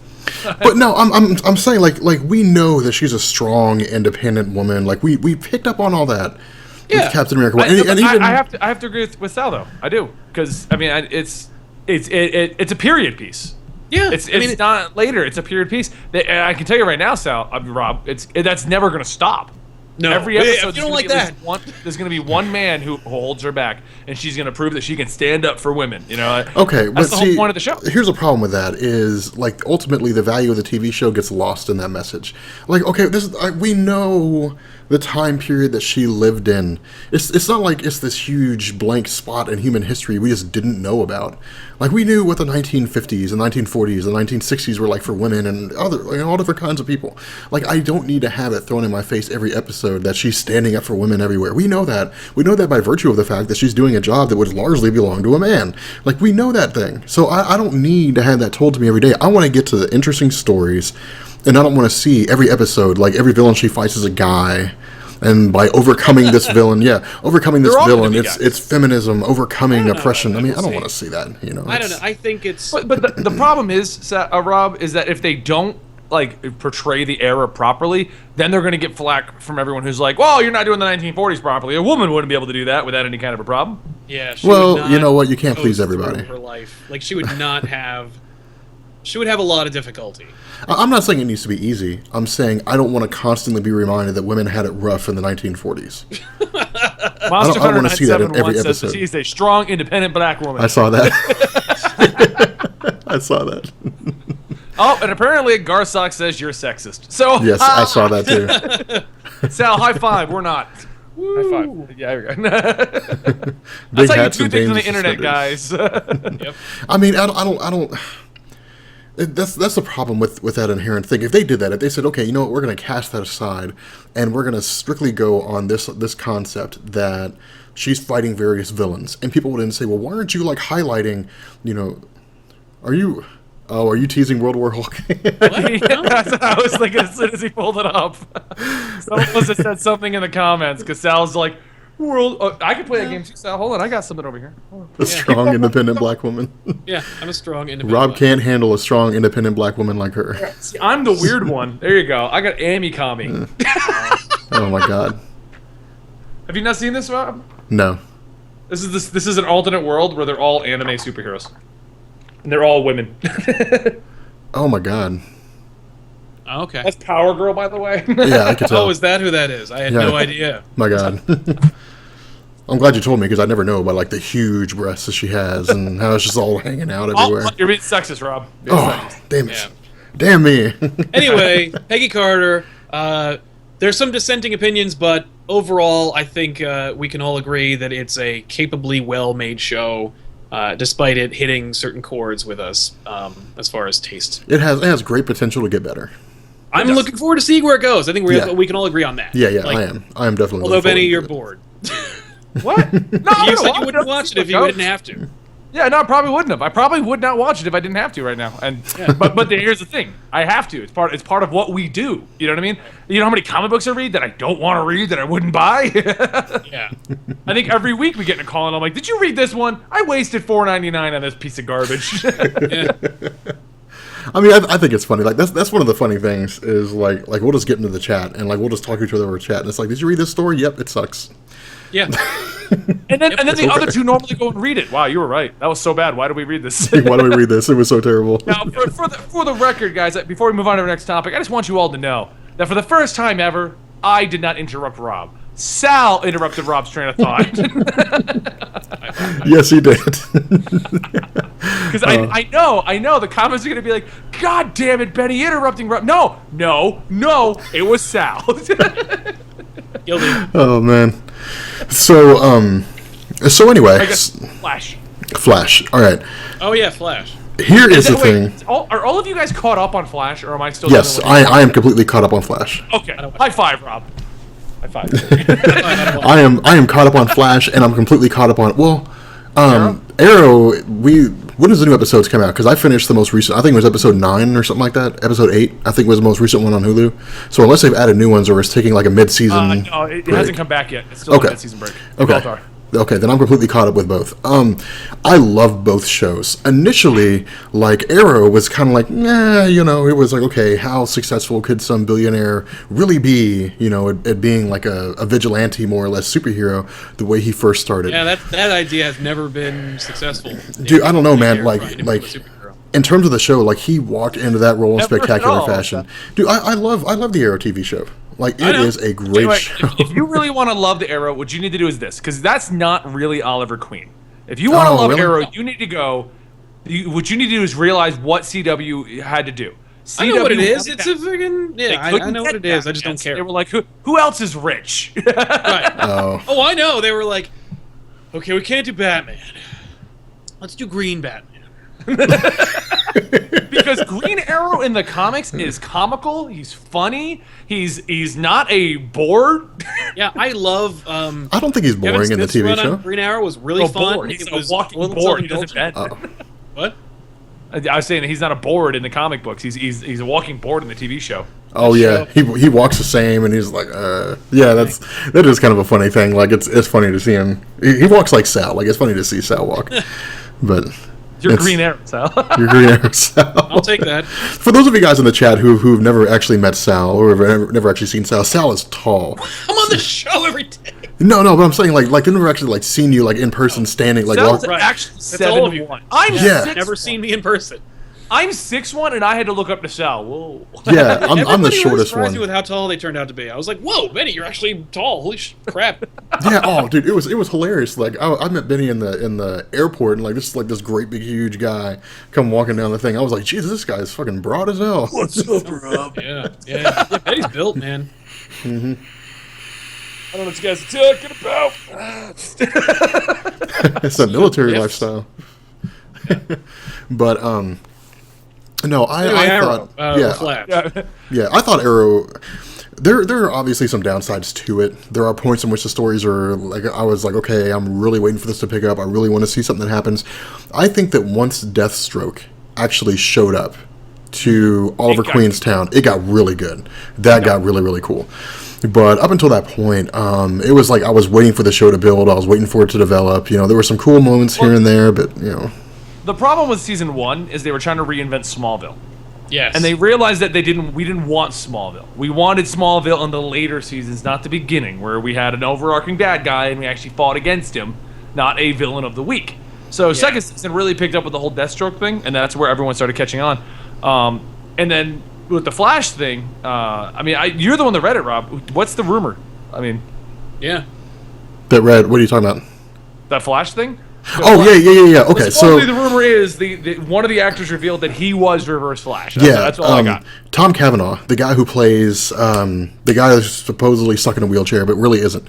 I can't remember what his name is. The guy who's like the professor science guy, the one that had the Star Labs thing that blew up.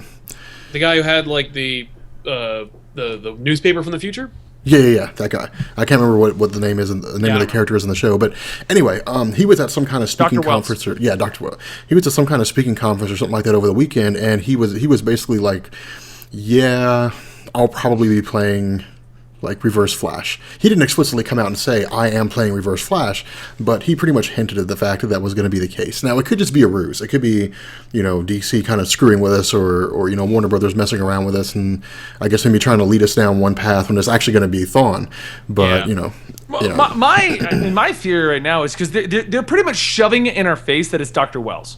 And I feel like it's a red herring. I feel like that there's some other thing going on, and it's not Dr. Wells. Maybe he knows who it is. Maybe he has a connection to them. But I don't think it's Dr. Wells. I think it's just a red herring to throw us down that direction. Yeah. That would make sense. That would make a lot of sense, especially because of the fact that like Reverse Flash, the most well-known one, his last name is Thawne or whatever it is. So, yeah, right. So, but on the flip side, that could have been the red herring, and then it's actually going to be Dr. Wells. Like we don't really know is the problem, Yeah. I mean, it is. And there has been like 5 Reverse Flashes, I think, off the top of my head. Like 3 of them actually called themselves Reverse Flash. The other 2 are just. Yeah, they were called that by somebody else. But if what's going on Warner Brothers right now on CW is anything like the Marvel Cinematic Universe, it takes place in a whole different reality. And so in this reality, Thawne could never have ended up being Reverse Flash. Oh, yeah. I mean, he could, but...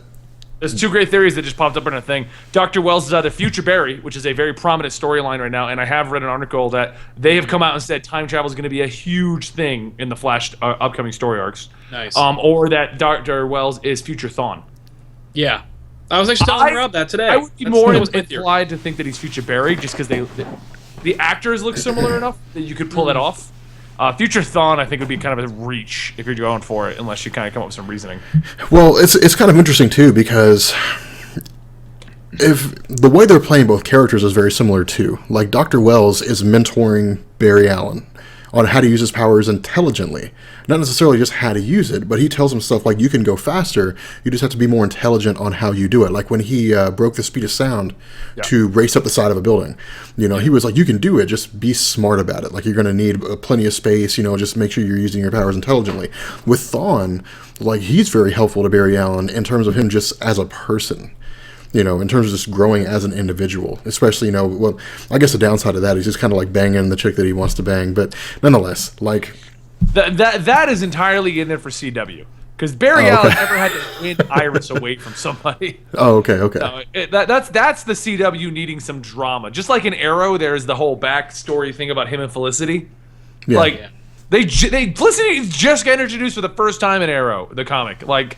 She doesn't exist. That's all CW trying to be like, all right, so our demographic is normally 13 to 18-year-old teenage girls, but we seem to get this weird audience of 18 to 30-year-old men. So we got to please them both. Yep. Well, you know why they did that? The whole reason they did that is because they went through and they watched NCIS. They saw NCIS and they saw that super nerdy girl who's like the science chick or whatever it was, and all the nerdy guys were like, oh, she's so awesome, like I love that character. And they said, okay, let's put that into Arrow. And it's been super popular. The entire cast in Arrow is new. Diggle is new, and he got introduced in the con. The entire cast from Arrow has now been transferred into the comic finally, but none of them existed. No, I thought you said Felicity was the only one who didn't exist. No, John Diggle got introduced like issue 12, 13. He got introduced after season 1, but none of them, even his sister Thea, doesn't exist. I like John Diggle. She's not real. John Diggle was a really cool guy. John Diggle doesn't exist. His sister doesn't exist. I don't think his mom is a prominent character at all in the Oh my god. comic. That was one of the highlights. Like that's one of the highlights when I was watching when Deathstroke showed up. When like he killed Oliver Queen's mom. I was like, you know what? She deserves Spoilers. to. 2 years ago. Yeah, 2 years ago. I was like, you know what? Like, That's the statute of limitations. You're fine. dude, I was not upset. I was like, she needs to fucking die. Like, I can't wait for her to like. Rob. She needs to freaking die. I was like, she needs there you to she needs to be killed. Like, she needs to go away. I hated her character because not only that, but she just seemed unnecessarily useless. Well, the whole entire family aspect is something that Queen's never dealt with before. He's never had a family side to deal with. He's never had the mom, the sister. He never had sidekicks and stuff. It was always him and Speedy, Red Arrow. That's who Speedy was supposed to be. Speedy User, yeah.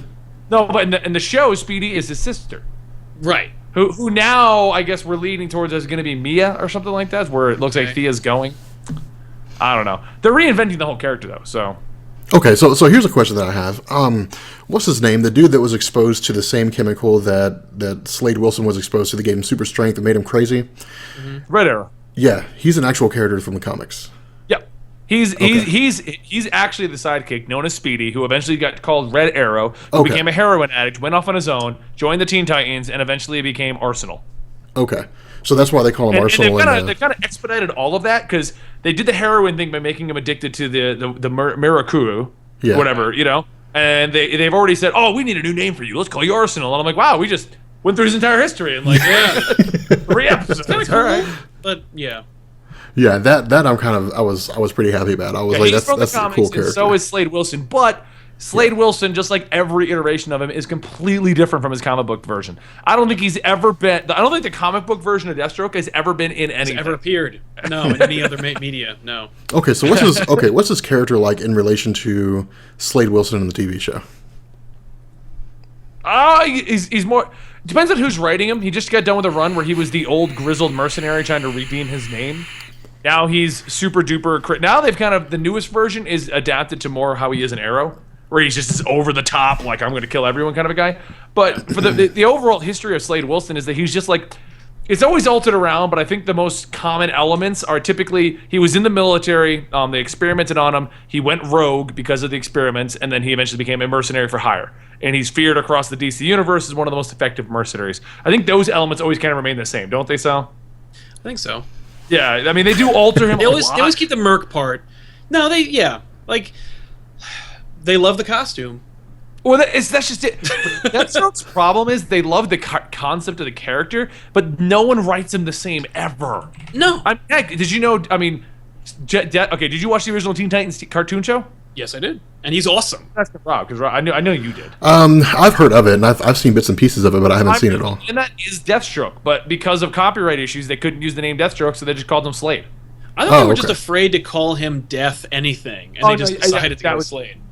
I think they were like, yeah, we can't call him Death because it's a kid's show or something like that, so they just called him Slade the whole time. Because it was primarily a kid's show, although it like got dark really like fast. It was I dismissed it offhand because it was like silly, and I didn't have any respect for anime at the time. But like, I really grew to like it, and like their version of Robin is like way better than most of the ones that I've seen.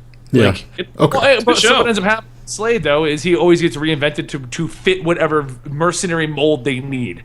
Yeah. And in that version, he was just like they never really went into his origins, but he lost his son, was trying to train Robin to be his new replacement son, and Benny Slade, and it was like a whole different thing, like totally different character. Okay. But the difference is Flash is doing the same thing. They've reinvented all the characters to fit the CW mold. So yeah. Huh. I'm waiting for Wally to show up. I mean, Wally West. well, he's going to be New 52 Wally West, so I can tell you that right now. Well, see, here's the thing. I'm not disappointed with what I'm seeing so far on the CW. Now, in terms of what I've read with New 52, like the Justice League, I'm kind of like, I'm on the fence about that. Yeah. But I'm actually curious to see where it goes from there. Like, I'm really interested to see, how far things advance. Because you guys said that the New 52 Justice League gives us the actual like characters coming together as a Justice League, but they have their own individual stories that are like their New 52 relaunches of those characters. Yeah. So I'm pretty excited to see like what those relaunches are, like what the origins of the characters are in the New 52. Like that's kind of what I'm excited to see. They don't retell a lot of the origins for that. Like Batman just picks up where he left off, and now he goes to fight the Court of the Owls. I already did that video myself. Green Lantern just picks up with, he lost the ring. Well, it all happened from pre-New 52 stuff. Superman kind of retells the origin, I think, in Action, doesn't it? But it doesn't in the main Superman Yes, book. and Action was running concurrently with present day Superman, and Action was like retconning the background. Zero Year obviously retconned the background of Batman as well. But Flash doesn't give his origin. He doesn't do his. They just jump right into he's Flash. They don't give most of the origins. They waited for Zero Year to kind of retell some of them. But even in Zero Year, they didn't retell all of them. They just some of them was like, this is their first year as a superhero. You know? Yeah. Okay. Well, I'm kind of excited to see where it goes because I think it's going to be pretty awesome. Hold on, Rob. Comic Librarian said I cut you off again, so I was just gonna do it again. That's Like I am gaining a new respect for DC Comics though, going through and reading DC stories. No. We flipped him. He's that's it. He just announced it. Marvel Explained is shutting down. It's all DC Explained now. I said I'm gaining a new respect. No, you said you're shutting down Marvel Explained. I didn't say that DC Comics was better. That's crazy talk. Marvel's still at the top of my list. Don't worry. Of like the list of two, Marvel's still at the top of the list of those two things. So anyway, okay, so Flash sounds like it's going to be him. There's a couple theories floating around. We have one more topic we're going to discuss, which is Vixen. So basically, to tie into our Arrow and Flash discussion, they've announced that there's going to be an animated show coming out about Vixen. And Sal, I guess you know about her. But it's going to tie into the Arrow and Flash TV show, and it's actually going to have like the characters acting as themselves. To also, as another tie-in, just so you guys know, Lego Batman 3 just announced their Arrow pack, and the entire cast is acting as themselves. So, but Lego versions. Yeah. Yeah. It's interesting that they're doing an animated show that's running along the same time as the live-action show, but set in the same universe. Starring those characters. I thought it was running concurrently. They just decided it is. It's going to be in the same universe as like the cartoon Vixen show is going to be the same continuity as the live action Flash and Arrow shows, and will be in continuity. Like that's crazy. Yeah, I can't believe they're going to do that because I don't think we've ever seen that, and they're going to reference to it and everything like that. Like I wonder if they're going to be like they're going to like Flash and Arrow just going to be sitting around and be like, remember last week we turned into cartoons and helped out Vixen? Now that'd be fun if it was a fourth wall breaking like silly show. Yeah. That was crazy, man. I can't believe I looked so weird as a cartoon. My colors were so vibrant. Yeah, I don't know anything about Vixen. Oh no, wait a minute. Was Vixen from the actual Arrow TV show? I don't think she's actually been on any of those I don't know what she's been, and I'm going to look her up real quick because I know of her. And it's funny because like this is how I described it earlier. My wife was like, "Well, who is Vixen?" I'm like, I think. And this is going to sound really racist, but I think she's an African-American character who summons the power of animals from Africa. I think I think she can be any animal, but like, yeah. That's kind of what she does, though, isn't it? Like, she's more or less like Thunderbird from the X-Men. Like, she's like Thunderbird from the X-Men. Yeah, well, I mean, like Thunderbird's mutant power was he could get the strength of a bear or the like lightness of an eagle, and yeah, you know what Thunderbird's mutant power was? He could get killed in the first two issues. Freaking killed the first episode, the same issue he was introduced in. Yeah, like that's his superpower. Vixen possesses the innate ability to make direct contact with the Earth's morphogenetic field, which is sometimes known as the Red. And simply by focusing on a specific animal, she can draw its skill directly into the morphogenetic field and mimic its abilities, thus giving herself a variety of superhuman powers. This contact with the Red allows Vixen to draw upon the abilities of any animal across the planet. I always thought it was like, and it does say she does primarily use African stuff because she uses a talisman given to her by her ancestors from the African trickster god Anisai.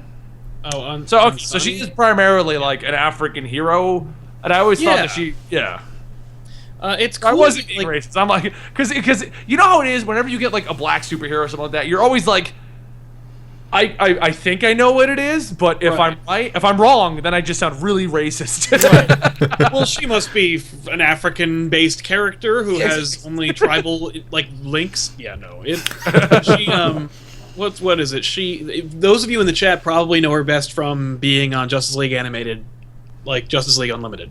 I've never even heard of her. I have no idea who you're talking about. Super cool. It was really neat that they introduced her, and clearly, what's her name? The casting director from Justice League, Andrea Romano, was a fan of Firefly because almost everyone from the crew of Firefly played a character on Justice League Unlimited. Wow. And did they? Gina Torres, aka Zoe, played Vixen on Justice League Unlimited. She's that's cool. She cool. played like when Hawkgirl and John Stewart Green Lantern break up, Vixen swoops in and he and she have a relationship. Oh, Huh. I think I remember that now that I think about It's it. neat. It's Cool. cool. I mean, people are referring to it as what Legend of Korra could have been for Nickelodeon, a more mature TV. Now, here's my question: where is CW going to launch this? Because if they put it in the evenings with Flash and Arrow, It's not then gonna gonna work. Yeah. You don't think it will? It'll drag down the series. Well, not really. I guess the seriousness No, I'm not saying. I'm of like, the okay, shows. if we have like Tuesday is Arrow, Wednesday is the Flash, and then Thursday is the Vixen show, and then they're already discussing Supergirl for next year, so That's Supergirl on also. CBS.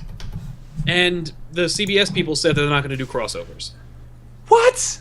Yeah. Aren't they Wow. all owned by the same company? No. They're Well, not that's going to fun. cross over. That's stupid. That's what the guy from CBS said. The executive from CBS was like, "Well, we're two different companies, so I feel like we're gonna play in our own sandbox for now." I don't understand. Like, I don't understand why you wouldn't cross all that over into one big thing. So dumb. I mean, that doesn't. I mean, if I were, It's like Constantine. Like, why did they give Constantine out? I don't understand that one at all. Well, more likely CW like probably had right of first refusal, and they're like, "No, we don't want to do this weirdo show about like the occult." You're Wasn't probably that right. wasn't that Keanu Reeves movie? Pass. well, all right. Here's just. See, this is the problem that I think I have with DC so far and their animated universe.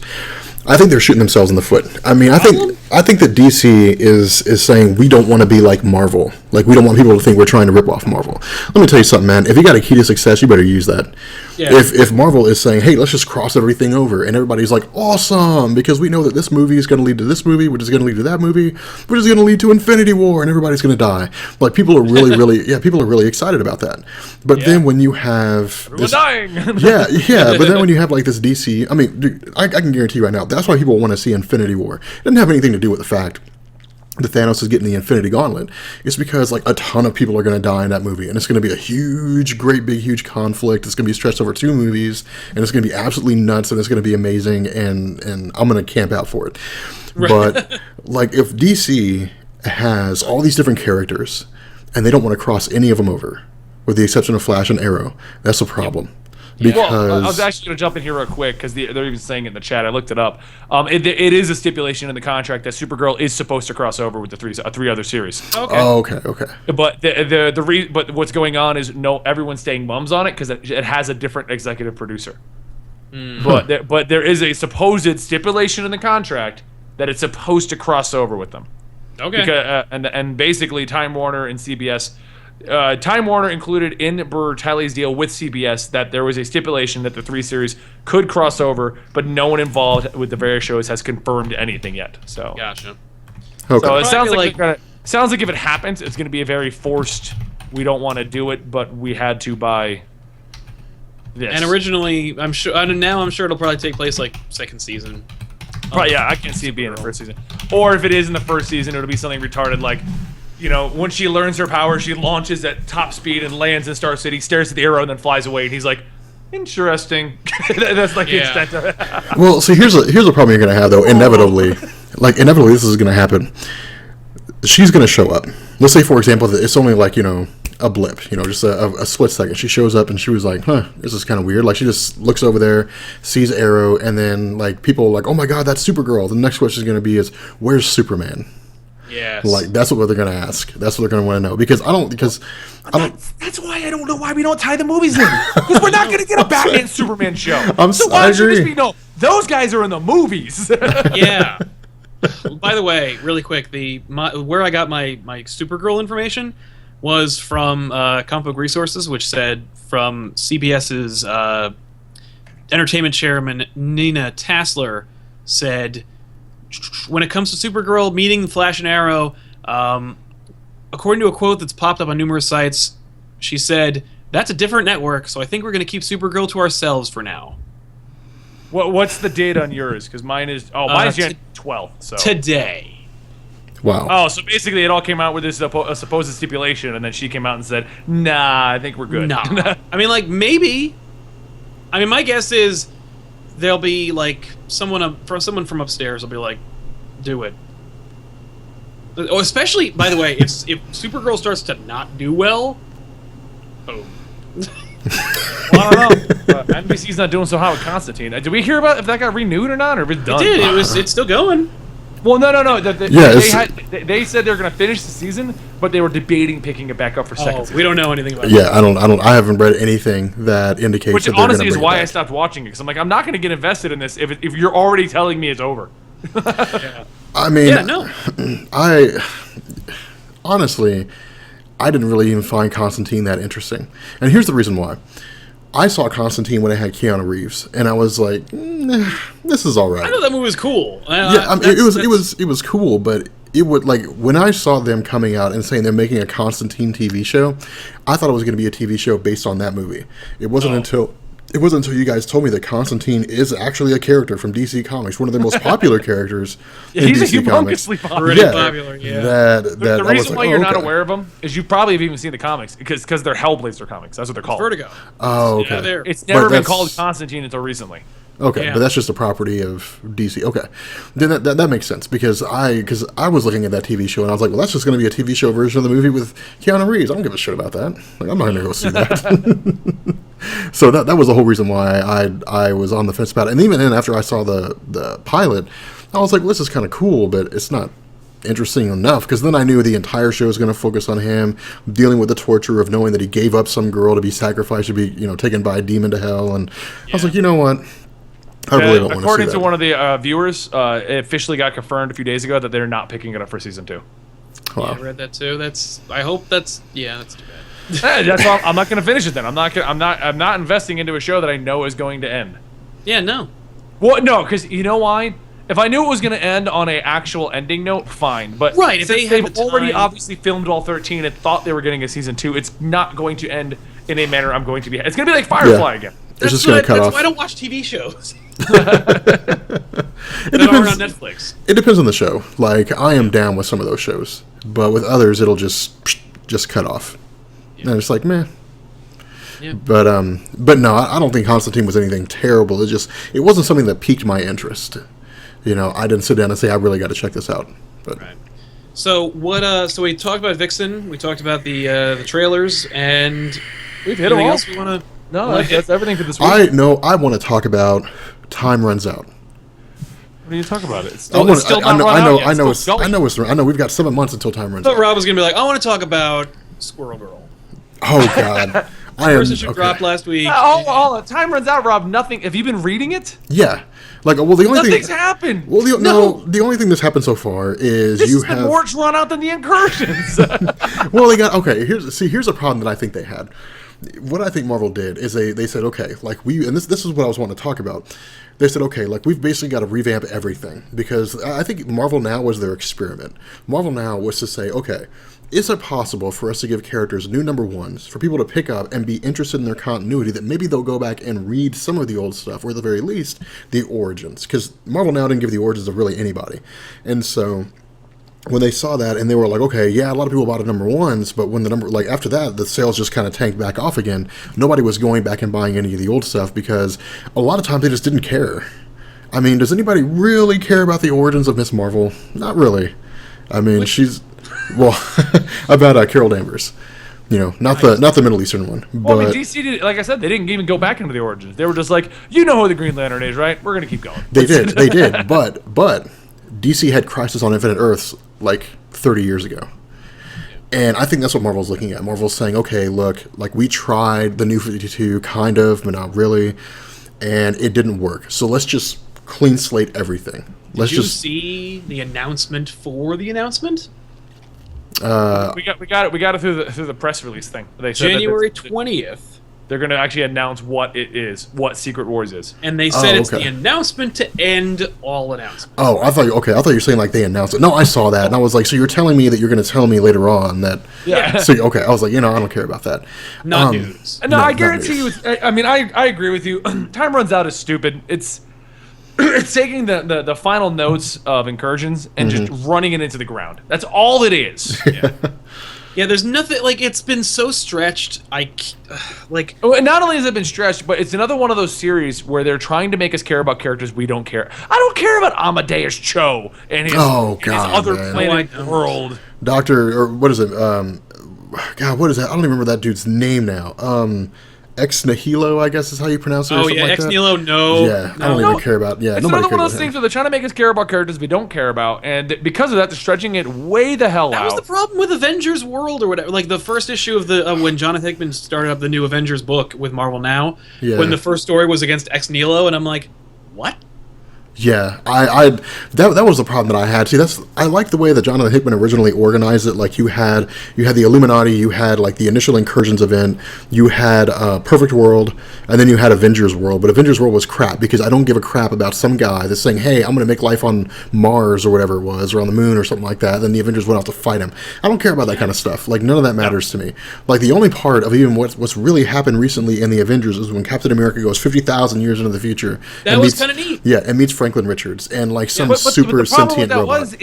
is exactly what you just said, Sal. It was neat. It was It neat. wasn't important in any way, shape, or form. No. He got Yeah. all the way to Like- the end of the whole thing, and they're like, "You can't stop the Illuminati." He's like, "Watch me," and he just goes back in time and does it again. Like, that's, Yeah. Like that's the other thing is that like it seemed that's the way that if you have to stretch the incursions and all that crap, you can make the incursions lead into Captain America like being launched into the future if it immediately goes into the culmination of that story. You can't then have like him turn old and a new Captain America show up and like wait another 6 months before Secret Wars happens. Like it had to Yeah. all happen with the like pacing that makes a story work as opposed to what they're doing, which is just I would rather. it's May's coming, it'll be here soon.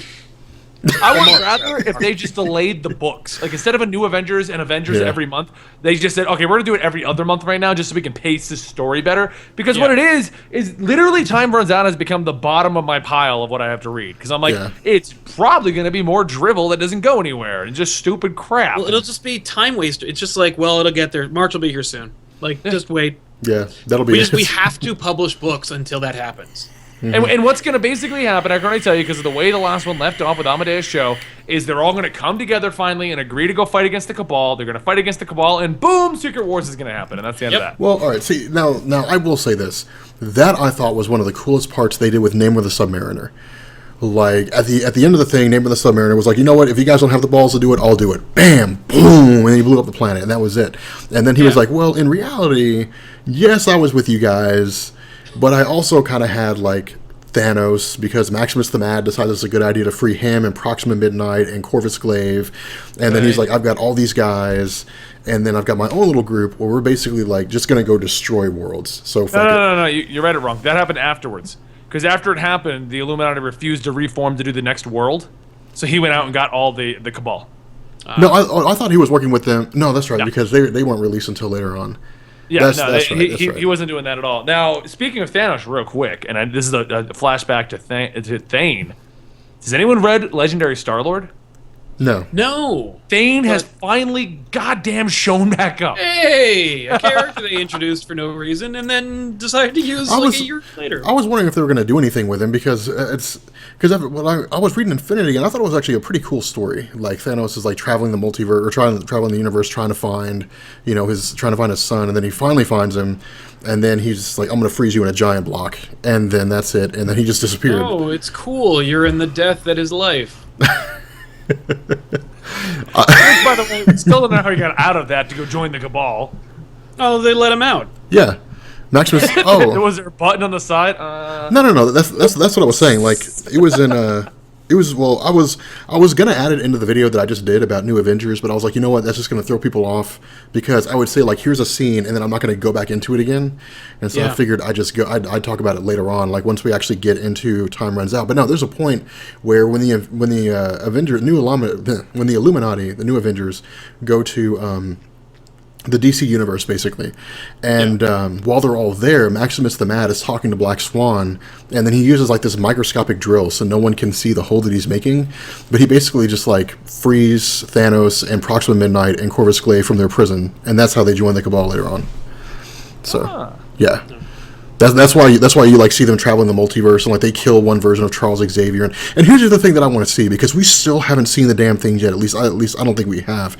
I want to know what the hell's going on with the Ivory Kings, and I want to know what the hell's going on with Rabumalal, because the only thing that we know at this point is Doctor Strange was talking to the Illuminati, and he's basically like, well, Rabumalal is going to bring an end to the multiverse, and the Ivory Kings are trying to do it too. They're just trying to do it before he does.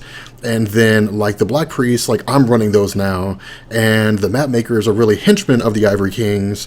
And so it's like, all right, like I just want to send a tweet to Jonathan Hickman right now and just be like, dude, just make the fucking shit make sense. Like, make it make sense to me, because I don't like what you're doing with the whole Ivory Kings thing. Like, just write them into the comics already. Like, I don't want to see the Ivory King show up, like as the Secret Wars is starting. Yeah. I don't think they're going to show up, because with Hickman leaving and this story being dragged on, because I mean, Sal and I talked about this the other day, and I still wholeheartedly believe this. I feel like the incursions and everything was supposed to stop at Infinity, because that seemed like such a great stopping point, where they even said to Reed Richards, "Can you destroy your planet?" And then they're just like, and now we're gonna go look at other worlds and do this for another 12 issues. And it feels to me like they were like, "Hey, we're planning the Secret Wars thing, Hickman. Can we kind of incorporate what you're doing, and we'll stretch it all out?" And That's exactly what now they're he's doing. leaving Marvel, so I get a feeling it was something along those lines, where he was just like, Yeah. "Yeah, okay, but I'm quitting." Like, Yeah.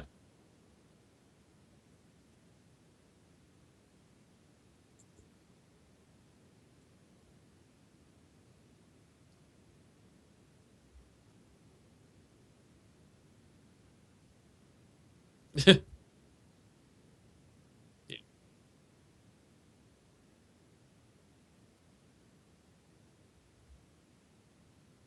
Yeah.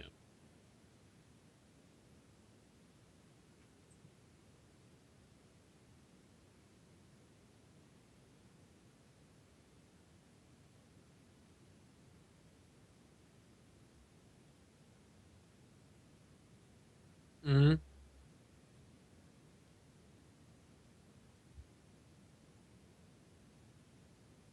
Yeah. Rob, I think you lost your sound. Yeah. I can hear you, but everyone's saying they can't hear you now. Yeah. I just checked. You're. We didn't I mute muted him people. with my massive Thane powers, guys. Yeah. Take a chill pill, Mel. You're imprisoned in forever life. Boom. That's weird. Well, you know what though? Actually, I mean, we've been going on now for about an hour and a half. So, I mean, yeah. So Sal and I will give the farewells. Yeah, Rob, do I'm some sorry. facial animations. All right, guys. I mean, we were just kind of like, we didn't mute him. Stop yelling at us. We didn't Yeah. do it. Jesus Christ, people. They can hear us, right, Sal? Yep. Oh yeah. Okay. Well, hang Okay. on. Let me check. Yes, they can totally hear us. Okay, cool. All right, guys. Well, we're cutting it short a little bit earlier in our discussion. Rob basically really hates the incursions. He hates Time Runs Out. He's actually saying right now, and you guys can't hear him, how he's going to quit Marvel in its entirety Yep. because of this. So, I mean, Sal, you agree, The right? end of Marvel Explained. End of Marvel Explained. No, Rob will always be doing Marvel Explained. Always Marvel up here. But So I guess we're gonna end it off here, guys. Chirp, chirp, chirp. Yeah, birds are talking. So basically, yeah, it's Dave's fault. We'll go with that. I like that one. I like that. Damn it, Dave. So I'm Benny from Comic Storian. I do dramatic explanations of your favorite comic books. Sal does weekly videos where he goes over and explains comic books to his two buddies. I'm just going over this real quick for people who have never seen this before. Yeah, It's been there's a month lot and of half. people in the chat who don't know who the hell we are. Right. So yeah, I do dramatic readings of comic books and I do explanations of Marvel, DC, and Image. Sal does Marvel, DC, and Image over on his channel, and he explains comic books in more of a long format, very similar to Comic Book Men over at TV Little House. I'm over at Comic Storian. And for those of you who are just stumbling across Rob, this is Rob, the almighty Marvel Explained, also DC Explained now, which was funny because some of you guys thought somebody stole that from him. But anyway. Oh, wait a minute. Is my sound back? He is the, huh? Your sound back? I don't know. Is my sound back? I don't know. Wow. I think it is. Okay. Well, anyway, he's Marvel Explained. He explains your comic books, and he's about to go on a 20-episode rant about Howard the Duck. So, No, I'm not. But me and Benny are finally getting around to the House of M, I think. No, you don't even know if anyone can hear you. What Rob just said was, I love Benny's channel. It is so much better than mine. And since he loves it so much, we're going to do House of M. You like my channel? Oh, they said it's back. I liked my translation. So Rob can actually say goodbye to his channel and fans. Goodbye, everyone. Say goodbye, Rob. Goodbye, everyone. Really? I mean, I don't know what else to say. Tell him how much you love him, Rob. Tell him. I love you By guys. the way, I want to put this out there because I know some of you guys know who I am. I love all of you guys. I want to put this out there because I know some of you guys are my fans. Thank you so much for crossing 100,000 subscribers. Now our next goal, surpass Rob. Shouldn't be that hard, man. I'm not that special. See, yeah. I'm not that special. Be quiet, Benny. Screw you for Yo-Yo Man. But no, I'm doing the House of M next week. So. I'm doing it tomorrow. Oh, I'm okay. gonna talk to you about that after this. Oh. I thought you were doing Green Lantern all this week. I was. Then I realized I had no Marvel, so I was like, well, I could do this Mayday Spider-Verse story, but it's kind of like on its own. Well, then you know what? Let's just do House of M tomorrow. Then we'll just start House of M tomorrow. So. Well, no, don't hold me to that yet. I still have to research to see if I can possibly do that in a single day. So I don't know yet. I mean. It'll be this week though. I'm putting it out this week. So. We'll get it sorted out. Yeah. But anyway, yeah. So. I agree with Manny. Let's get Sal to 100,000. All you That guys. Yeah. That over would there, blow my subscribe. mind. I can't imagine that doing. Like, Yeah. Everybody just go subscribe to Sal if you're not already. If you're not subscribed to Sal, And- do it right now, and Rob will give you a Marvel Explained official cookie. Yes. it'll have Marvel Explained written in frosting. I apologize if you do and you don't like it. Sal, do not help. You're not helping. five new shows every day. Yeah. Every One day. episode a day, 5 days a week. Every week new shows. We need to go on like me and Benny need to go on like just some big huge marketing thing, and just like upload TV Little House video. Like we need to do that. We Yeah. need to have like a TV Little House week. Like all this Right. week, we're just gonna like upload videos to our channels from TV Little House.